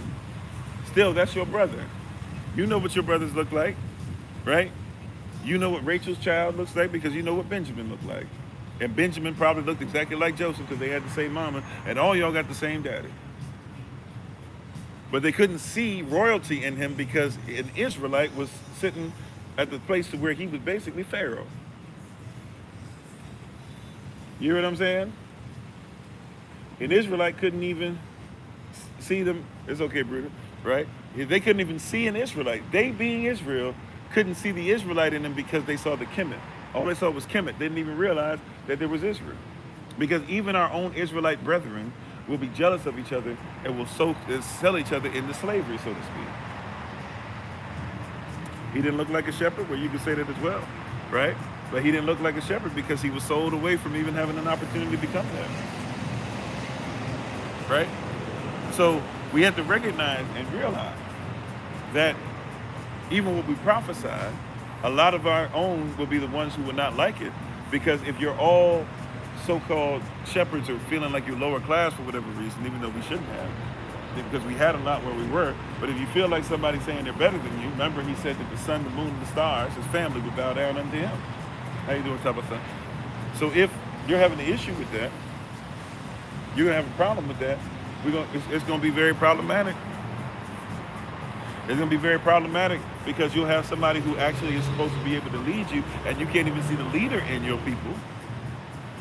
A lot of persons, they want to talk, a lot of even black folk want to talk about Malcolm this and Malcolm that, but when he was alive, it was a lot of our own who were anti-Malcolm, whether it was Nation of Islam or afterwards. It was a lot of our own that talked trash about MLK. Even when he got shot, said he had asked for too much too soon. There were a lot of persons who ripped stuff apart for sure, but that was after the fact. During his life, he wasn't getting respect like that. It was a lot of our own who talked trash about Marcus Garvey, even though he had us in the streets, had us with a fleet of ships, had us in Africa and all over the world, South America, the Caribbean, America, United States of America, Canada, had us coming together. A lot of our own were the persons that came against him and were the ones that even tried to take him out on behalf of the Bureau of Investigation of the United States of America. You got to recognize that even it'll be your own that will see what the Most High is doing in you and for you and through you, and will be the same persons to come against you very quickly. This is why it's important as we go through this book. Once again, the name of the book is The United Independent Compensatory Code/System/Concept, and it's written by Neely Fuller Jr. Neely Fuller Jr. It's important that we go through this. Yeah, ultimately set them up for fraud and send them. Yes, it's mine. Right? It's important that we go through this because there's a code. And there are some of you that don't recognize this, but you need to know the code, not just because the so-called white man is using it against you, but there are those of you who work for the so-called white man who are using it against you. Might I say that again? You need to know the code because it's not just that the so-called white man is using this against you, but you need to recognize there are some of you who work for the so-called white man who use this against you. Right? Some of you have stories about how you should have been helped by the government, and we're not helped by the government because there's a code. And they use certain code words to deny you what was relevant, or what was necessary to help your life, and you felt even irrelevant at times because somebody decided that through code they would make you irrelevant.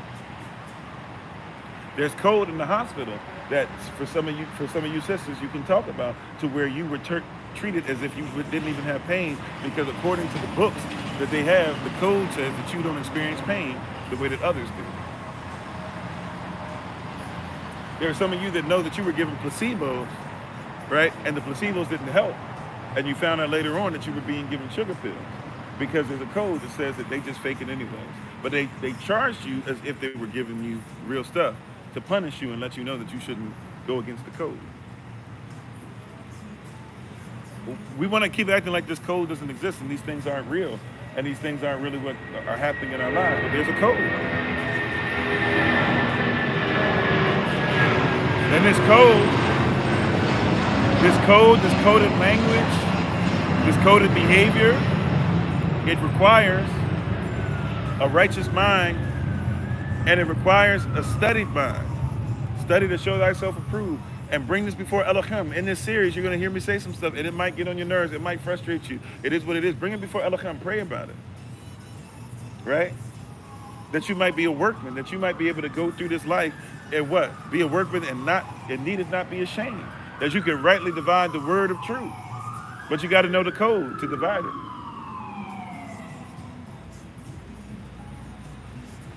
You have to know the code to divide it.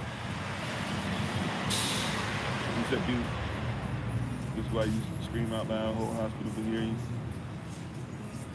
Yeah. You have to know the code to divide it. Matter of fact, one of the things that's coded is y'all are supposed to be against each other.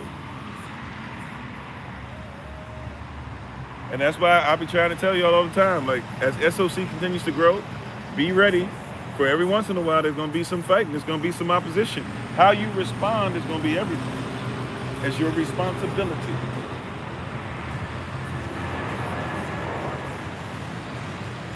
Right? It's our responsibility.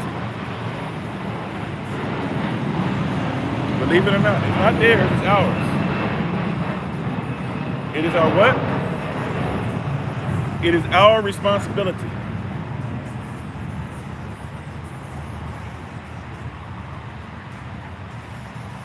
It is our responsibility. right? How we interact with each other. Because part of the code is to make sure that we go against each other. Willie Lynch letter says what? You're supposed to be against each other because of how old you are, your age. You're supposed to be against each other because of what? What color you are. Colorism, a system based off of your color, right? That's why you have the brown paper bag stuff. Let's see what shade they are compared to this brown paper bag. And they had different types, different color paper bags.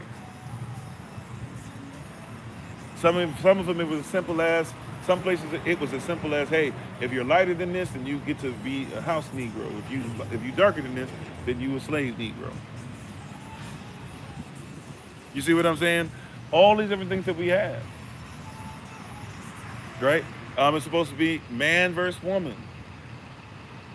That's red pill versus soft era, right? Sprinkle versus red pill. That's all it is. You're falling in line with this diatribe that's satanic. It's Baphomet, right?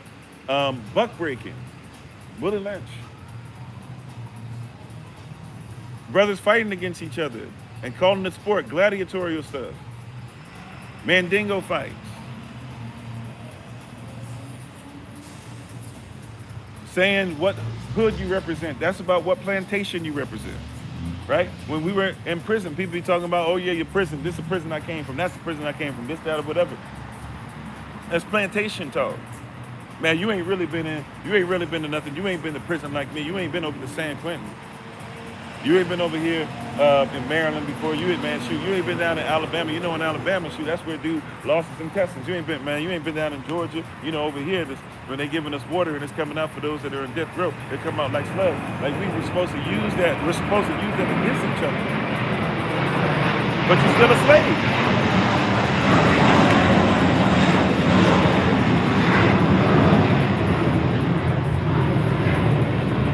You're supposed to use that against each other, but you're still a slave. Arguing over this. Our master's better than your master. Our master's better. President so-and-so is better than President so-and-so. Show is. Yes, sir, boss. Yes, sir, boss. You don't think master? You not with master? And now it's interesting, now that master ain't get in for some of y'all, right? Just like master ain't get in for some of y'all last time. When that happens, all of a sudden y'all start talking about now you get militant. Now you want to march. Now it's about your whatever, your little cliques. But you still arguing for captivity. I'm done arguing for master. Be mad at me all you want. I'm not arguing for master.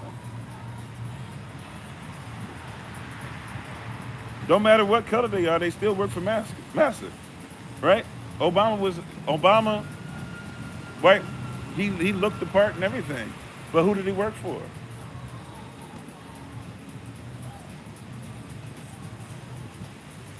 You see what I'm saying? That's what the argument was about. All that stuff that you're talking, that's what the argument's about. It was arguing for master.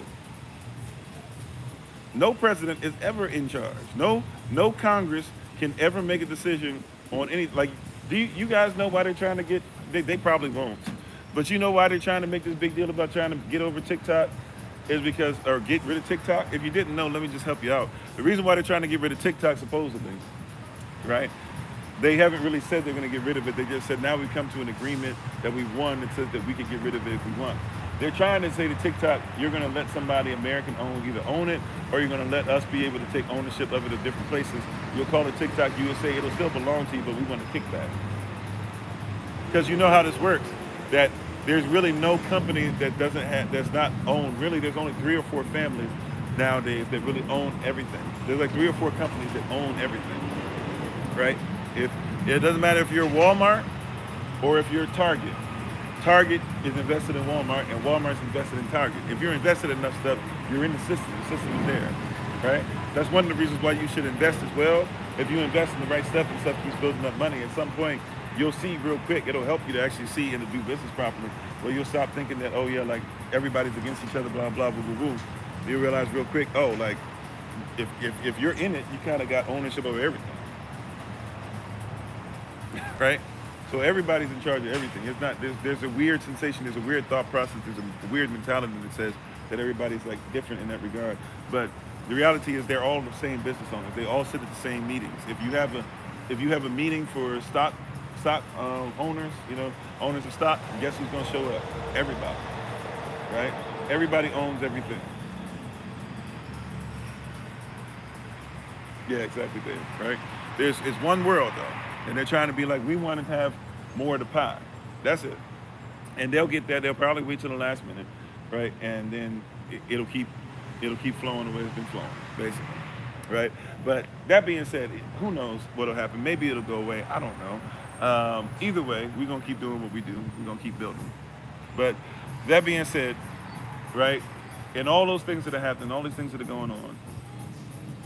Yeah, these American companies, they don't care about Americans anyway, but they'll have you out here fighting over all this stuff, and they could care less about you, right? But we have to recognize that these are things that are coded. These are things that are coded. Like, you have to, how many persons have lost their life? And I'm not speaking ill over this person. I'm not celebratory over somebody losing their lives. That being said, how many persons have lost their lives because United Healthcare didn't help them? But now they're acting like they're putting on television, they're putting on all social media. They want you to think that you care about this United guy who you wouldn't have cared about. And I'm not trying to say this to be negative. I'm trying to be honest. You would not have said it. You would have never cared about who the person who lost his life was had they not been making sure that they keep saying he lost his life, he lost his life, he lost his life. You would have cared less. Some of you can still care less. Some of you, when you see it, you scroll or you click. And it's not because you're a bad person. It's because he don't really mean that much.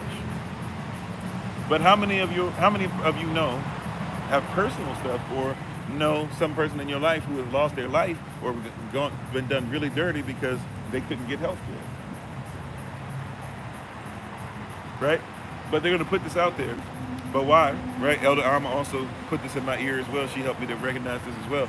The reason why they're doing that, that's right, most persons didn't know who he was assassinated. But the reason why I didn't know. The reason why they're doing that though, Elder Alma showed me something. She said, this is to teach you.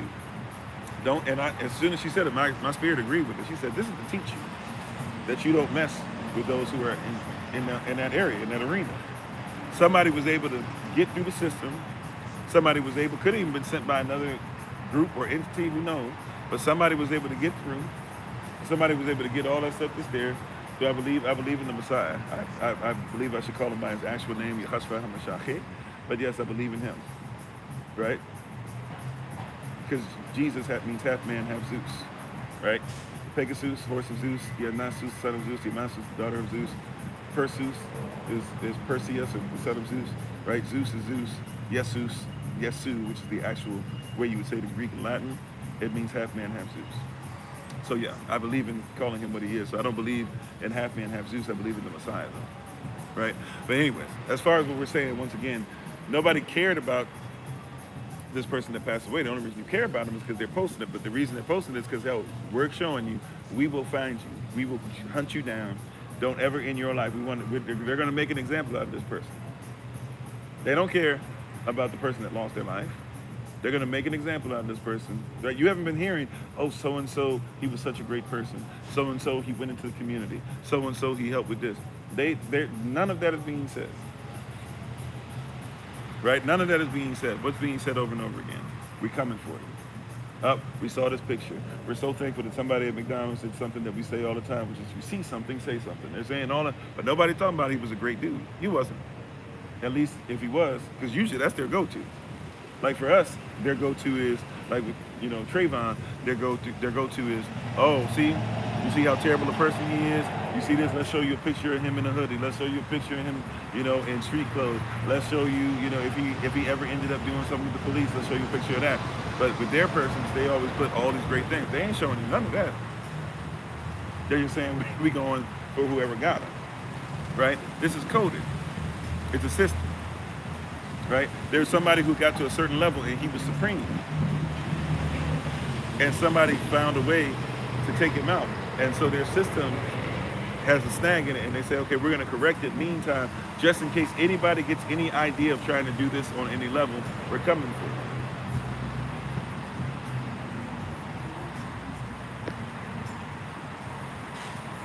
You said he's giving MK Ultra vibes.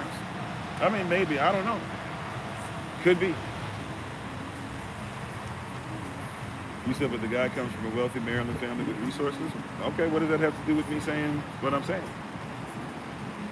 He could come through it from a wealthy family. That's not anything that has to do with what I'm saying. I said, why is the reason? If you look at everything they're putting up about the guy who got offed, right? The guy who lost his life, who was taken out and fell against the building and slid down, right? Him. They're not worried about telling you he was a great guy, he was this, he was this, he was this. All they're saying is we're coming for the person that did it. They arrested him, right? At least the person in question. They think they've arrested him, yeah, right? You got to go through the process. So allegedly, they've arrested the person who took the person's life. But what I'm saying is that everything that they did was about, we coming for you, we coming for you. They even made a point to be like, yo, we know that, matter of fact, how I found out about it is the show that was on there, on the news, was actually a San Francisco-based show. Somehow, some way on the cruise, we were getting some of their stuff. And they were like, yeah, he's here, he has San Francisco-based stuff. So they were making it a point to be like, hey, we know your family, we know this, we know that. So anybody coming out trying to do that again, they're like, we coming for it. You said he was acquitted? Okay, I don't know. I'm not paying attention to it. What I'm saying is ultimately, whoever they're chasing for, that's what they're doing. Right? So nobody cares about the insurance guy. It's the system. Exactly. That's all it is. That's my main point. Is they could care less. They're trying to figure, somebody's going, even if they're not guilty, at some point somebody's going to be the person who's going to be made accountable for it. And they're going to do it publicly, and they're going to make sure everybody knows about it. But they're pushing this thing as if this is part of your everyday life. But that's because they need you to stay on code. Right? Here's another one. Drake and Kendrick stuff. And I'm here to tell you, Drake seems to be in many ways to be a trashy type individual. Yes, you can tell him I said it. I said it seems. So allegedly, he's a trashy type individual because he likes to sue folk. Right?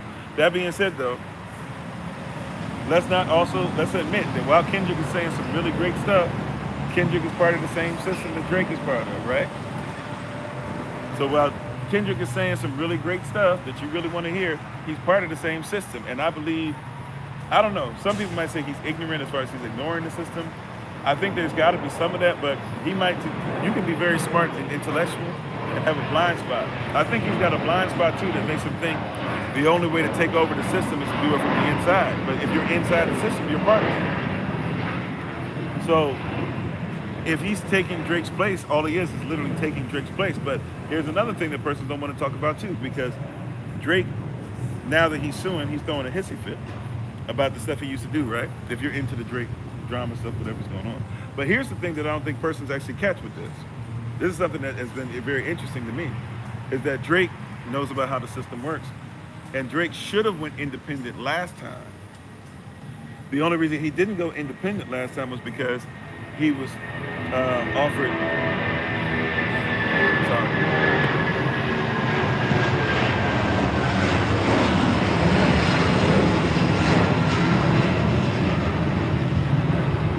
So the only reason he didn't go independent last time was because they offered him $400 million, and they thought that he would probably make $400 million. Be kind of slow with it, whatever, maybe take about 10, 15 years to make $400 million. But basically, once he got the $400 million, 2019, 2020, he basically has pretty much almost made all of it. That's why he's asking for a new contract, because the new contract basically, all the stuff, or not even him, the record company's coming back hoping they can give him maybe 700, 800 million. That's how popular his stuff is, right? And so he made the $400 million already. Once he made the $400 million and gave it back to him, that means everything he makes from this point, it's a new kind of 360. He's the only person that can command this type of respect, to where now anything that he makes after that $400 million, everything belongs to him again. So during that time, they needed to make as much money off of him as possible while he was paying them back the $400 million. Once he paid back the $400 million, everything that he makes is his. He tried to test it, thinking that he was finished with them, and they were like, no, you still haven't paid us back yet. That's why that whole IG thing went the way that it did, right? That was a power move, but it wasn't just a power move, it was them freaking out, like, yo, he's trying to do this without us, right? So, and thank you for the love. And I didn't know that, babe. So I guess I'll find out more about the shooter. I was really more focused on the other part, but I'll try to find out more details before I talk about the shooter again, because I'm just being honest. I don't know enough about it. I know why they're going after him, right? But that being said, going back to Code, Drake is actually somebody that is trying to make more money, whether he signs with them again, because they're afraid that he'll become independent. If he becomes independent, he might not make 400 million as easily as what he just did, to be able to give it right back to somebody and be like, okay, now that I paid you back 400 million, right? Like I'm gonna rake in money. But also Drake is at a place to where just because he's Drake, even with all the soft stuff, even with all of him not really being hip hop, even with him being, very abusive verbally with how he treats our women, all that stuff, the person is still gonna support him no matter what. And so Drake is in a position to where he could just leave and probably make 100 million a year easily, just by himself, just being Drake, right? He can go totally independent. He's got to that place. And if Drake gets there, it means he breaks the code. What are we talking about with breaking the code? If he gets there and he breaks the code, what happens? When he breaks the code, they were talking about coded language, right, throughout this series. And if he breaks the code, what's going on? That means that basically everybody else goes, oh, well, then that means that we can just go independent too. And that means that we can go to distribution too, right? So it could be an option to where they unallow, because Michael Jackson broke the code and he got that Beatles catalog, right? So he broke the code with Sony, and the person couldn't even make movies without his permission. And even Eminem, if you look at some of his stuff, he has some stuff that he's gone at Michael Jackson, but he went after him not because of whatever. He went after Michael Jackson because he didn't like the fact that Michael Jackson owned his music. Because remember, Eminem said some stuff about it. Michael didn't like it, so he said, okay, no problem. I'll just decide what he can do with this stuff. And Eminem was upset because the person he was trying to get free of was Michael, right? Now, I'm not saying that's positive. We shouldn't just be like, oh, he's black and he did it. If it's wrong, it's wrong. I'm just telling you that's what happened, right? So you're going to see if Drake does. I don't think he will, but maybe he does. If Drake decides he's going to go independent, because he wouldn't have sued if he thought he was just going to go independent. But if Drake goes independent, then, and he can make 400 million, every 4 or 5 years by himself, why do you need the music system anymore? Right? If you notice, everybody who's really coming in now is really desperate and is extremely controlled, and they have to fall in certain lines. Ice Spice, all these persons that are out there, right? Ice Spice, Meg Thee Stallion, Migos, like all these persons that are coming in, yeah, they make a certain amount of money, but they're controlled, right? So Drake, in essence, even though he's gonna spin it, I don't think he's doing it for positive means, but if he were to go do it, there's a lot of positivity that could happen because he's gonna break the code, right? And that's what this book is gonna be about, and this journey that we're gonna call this series, Neely Fuller and Code. In this series, right, there's a possibility, or not just a possibility, your responsibility is to break the code. It's to learn the code and to break that code off you. And if you break that code, don't be lawless. That means we have to put another code in charge. We have to put another code in that place. You said they Jew, letting Ish control them. Mm-hmm. So what we're going to be focusing on in this series is making sure that we have a code, and that the code is in place. Now, we've already talked about biblical code before. Once again, you can go #find Kofi, look it up on the playlist. We have a whole series we already did on code, right? So there's stuff out there on there, on Facebook, etc. We got stuff out on code. But our responsibility is to learn the code. Now it's our responsibility to break the code and break the chains of oppression off from us, get out of the system. But make sure you comprehend, to go from a system to no system is still chaotic. Okay? Right? This system is orderly. To go from order to chaos is not necessarily the thing. This is what happens with a lot of persons, right? When a lot of us have even broken before, no offense, no shade, right? The Black Panther Party was awesome. It still is awesome. It's the reason why you have a lot of stuff that you have, a lot of the stuff that you get from social services, a lot of stuff that you have from for your children, like free lunches and reduced lunches and stuff. A lot of stuff that you get where you get clinics and stuff that work with you. That was stuff that the Black Panther Party of Self-Defense put in place, right? But you have to be honest, right? It was chaotic. There really weren't person's in charge the way they needed to be. And because a lot of us that started it were young. Yeah, WIC programs, stuff like that comes through, yeah. But it was very chaotic. So a lot of great ideas come out of it, but we were not in order. So it eventually, we don't like to talk about that part, but it whittled because of lack of order. Or even with the Negro leagues and the base and you know, American leagues and National League and Major League Baseball, the Negro leagues, yeah, part of it was because they started taking your talent, but also too, the Negro leagues, it was basically one person trying to run everything by himself too. So basically when he passed away, that was it, right? So you can't give up one thing and not have something else there, because somebody's structure will come in, right? How you doing, real well? Somebody's gonna come in with structure, straight up.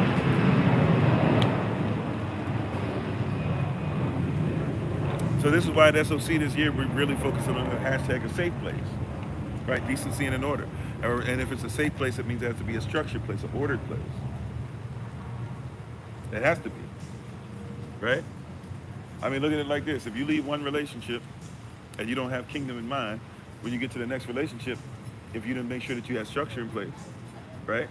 If you say, I had structure in place in this relationship, but I don't like, you can go to a worse relationship. No matter how bad you think that first one was, I promise you can go to a worse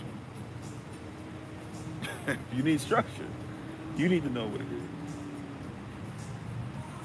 Well, there's different versions of the Black Panther Party. I don't think they really go back to the original. Or a lot of the persons that were in, well, the original is still around, but it's not the same. And they're really kind of having the same thing. There's so many chapters and the chapters don't work together at all. So, at least not the way they need to. But yeah, so it's important in this series, and hopefully everybody can go get the book. I'll tell you the name of the book again, so at least you can start to go through it, or at some point in your life, go get this book. It's a great read, and it'll help you. Now, once again, I'm not saying everything in this book agrees with our belief system in the kingdom, and we'll make it a point to show you those things that are not positive, right? But that being said, right?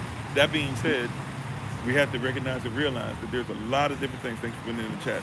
There's a lot of different things that we need to recognize that this book is telling you. It's going to be telling you the truth. So it's obviously a huge book. We're going to finish this series. What's today? Today is well, we'll see. We'll finish this series in this month. Right, we might go all the way up to the end of the month with the series, but we'll finish the series in this month. By the way, also too, sorry y'all. By the way, also as well, we will be starting our 12 myths of Christmas thing. That's going to start because today is the 10th, I believe, right? So we have the 11th and tomorrow the 12th. So yeah, on Thursday, on the eve. No. On Thursday, I'm going to be putting out a link to you guys. I'll be putting it out through Patreon, but I'll be putting it publicly. So everybody should be able to go and get the link. And for 12 days straight, we'll go through, I'll find the time. It's going to have to be before our live session, but we want it to be early enough where the babies can come on. So to try and make it agree, it'll probably be like 6 o'clock p.m.-ish, something like that, maybe. Where we'll come on with everybody and we'll watch a video, some of the videos from the 12 Myths of Christmas series. Every day we'll watch a video and then we'll talk about it. We'll let everybody kind of give their thoughts on it from all age points and stuff like that. So that'll be something that we'll kind of do with each other. So it's called the 12 Myths of Christmas. We'll go through that. We'll go through that starting on Thursday. So I'll try to send out the information and stuff on social media, but it'll be about 6 p.m. Eastern New York time, something like that. And that way, children and adults, should be able to come together and discuss the stuff. Most of the videos are probably 10 minutes or less. There may be a couple of them that are like 15. I think maybe one of them's like 30. But you should be able to go on there and have conversation and talk about those things. And every night you can kind of see that. So I won't be doing that during. We won't be doing that during the live sessions. Live sessions will still be on this particular topic. So we won't be doing it during the live sessions in the Rising. We'll be doing it in that link. So if you can join us, we will record them, and we'll put them out later in the year. Maybe we'll make all of them public or something. We'll put them out on the 25th. But we're going to be doing that. And also, too, I'm going to try my best to get with the persons that are doing game nights, so Bruder Charlie and Dr. T and others. I'm trying to see if we can get together for some kind of game night activity that we can do on Zoom or something like that. Invite everybody on a few times. We will not do one on Christmas Day. I'll do a live session and stuff. We'll do live eating sessions. We will not do one on Christmas Day because we don't want anybody linking, the game sessions with Christmas. But we will do something because we know that there's a lot of persons that deal with loneliness and stuff like that during the time of year, as we talked about during that last meeting we had last week on Tuesday. So we'll make sure that we have something that all of us can kind of get together and and be with each other. So we'll try to get something together for 2-3 days within the next 12 days or something like that, starting on Thursday. We'll try to make sure that we have something together for you all. Everybody liked I was thinking we might even be able to do something like charades or something like that, but I know everybody liked when we did Family Feud, so we're trying to bring back a version of Family Feud and have some questions ready for you guys. And then, we might even do some stuff where we ask SOC. We might even ask you guys. I'm thinking we might even do, this might be in the future, but anyway, I'm getting off track. I got to get ready to get on the road, so just wanted to go ahead and make sure that we did this together. You guys will hear more information about that and more stuff. We're going to travel back. Thank you guys who came out and met with us for the Women in Red event. It was excellent. Fed my soul and fed my spirit, and seemed like the sisters enjoyed it quite a bit. Don't forget that we have December 28th coming up, which should be the last Saturday for the sisters, so that means that'll be your fourth Saturday anyway, so Women in Red stuff, and be ready for that. And then December 31st, we're going to start giving out some assignments, so preachers be ready. Really, if you're a preacher with SOC, you should be ready to give a word in some way, shape, or form. If you're not a preacher, but you're part of SOC, or if you're not officially under SOC, but you're attached in some way, shape, or form, we might even ask you on December 31st to maybe be prepared to say a little something, or do a little prayer, or something like that, or read the scripture, I don't know. But we're going to try and give out assignments, singing assignments, too. So those of you who sing, we'll try to get you guys to be ready for that. We might ask some of you to have some music out, to have your music be ready to be played on that evening. We'll probably bring back some old SOC music as well. GCO, SCO, or SOC, for those of you who know about GCO, that's back in the day. But we'll try to have all that stuff together. But December 31st, we're looking at having some music begin to play at about 8:30 p.m. Eastern New York time. And then at 9 p.m. Eastern New York time is when we're going to start around that time. So everybody be ready. We love y'all. We appreciate love you. Thank you to everybody again that's been holding us down. Pray for us. And for this evening, my goal is to be on at 8 p.m. Eastern New York time. It could be possible, though, that because of how the flight delays and everything go, we know we're going to be dealing with, waiting somewhere for quite a few hours. So once we make the first flight, we're just going to be where we are for a little while. So it is my goal to be on with you guys again at 8 p.m. Eastern New York time. I believe that we're probably not flying out from the second flight until about 9 p.m. Eastern New York time. But just in case, I don't know, check in maybe around 7 p.m. or if your notifications pop up, or hit the notification tab if you're on YouTube, whatever the case might be. We'll try to be on YouTube, and we'll try to be on TikTok, like I said, around 8 p.m. But if we have to go on early because we're flying out closer to 8 than I think, then we'll make sure that we do something around 8 for you guys. So, but love you all to life. You guys take care. If for some reason it's just too much and we don't see you again this evening, we'll see you on Thursday. Shalom, each and every one of you, and earlier shalom to you. Please make sure you support SOC on Wednesday, and on Thursday in the Rising, we'll be back in front of you all. Continue to keep everybody in prayer. We're hearing great things, and continue to keep Sister Deja and her family in prayer as well, and pray for not only us, but I believe Minister Shantae, if she's not on the road already, she's going to be, or if she's not in the air already, I know she's supposed to be traveling today as well. So keep her in prayer, and keep each and every one. So far, so great. Everybody's made it back to their destination safely, and we look forward to talking to you guys soon. So Shalom, we appreciate love you. Thank you so much. We'll see you guys on Thursday if I don't see you this evening. And as always, it's been Pastor Kofi, Pastor Servant to Christ, where we are always changing lives one mind at a time, and being a voice of the voiceless and speaking the unspoken. And until I have the great privilege, opportunity, and responsibility of being in front of you all again, please remember, as always, your hush of the hour, that you are loved, you're necessary, you're majestic, you're fearfully and wonderfully made, and you, which is all of us working together, will be the reason why people who are in this system no longer have to be up. All right. Take care. Peace. No shout out for today. Too much more. Y'all take care. And go get the book. Oh, I'm sorry. I didn't read the title. One last time. Last time I'm going to say it. Y'all ready? The title of the book. Go get it, or go peep it at least, or go listen to Neely Fuller, at least Neely Fuller Jr., so you can at least get the concept of what we're going through, all right? The name of the book, I'll say it twice. The name of the book.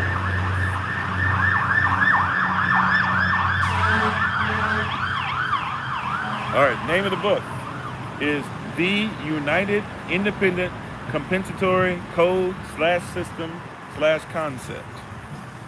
Right? Once again, the name of the book is The United Independent Compensatory Code / System / Concept. It is a textbook / workbook for thought, speech, and or action for victims of racism or white supremacy, written by Neely Fuller Jr. All right. We'll see you guys prayerfully this evening. If not, I'll see you guys on Thursday. Thank you so much. Love you all to life. Neely Fuller Jr. Neely. First name Neely, last name Fuller, and then Jr. If you type in the United Independent Compensatory Code / you're gonna find him off the bat. But if you also look up the author's name, Neely Fuller Jr., even if you just put that in, he's only got basically 2 books, and they're both the same book, just different editions. So you'll find him pretty soon, right? At least as far as I know, I think he's only got the 2. All right. But love you all to life. You guys take care. All right. And we'll talk to you guys soon. That's what we're gonna be coming out of for the next couple of weeks. So y'all be ready. All right. Yeah, it is a mouthful. All right. Talk to you guys. Shalom. Peace. Pray for us. We'll see you prayerfully again, and around 8. Peace. Or 8 New York time. Peace.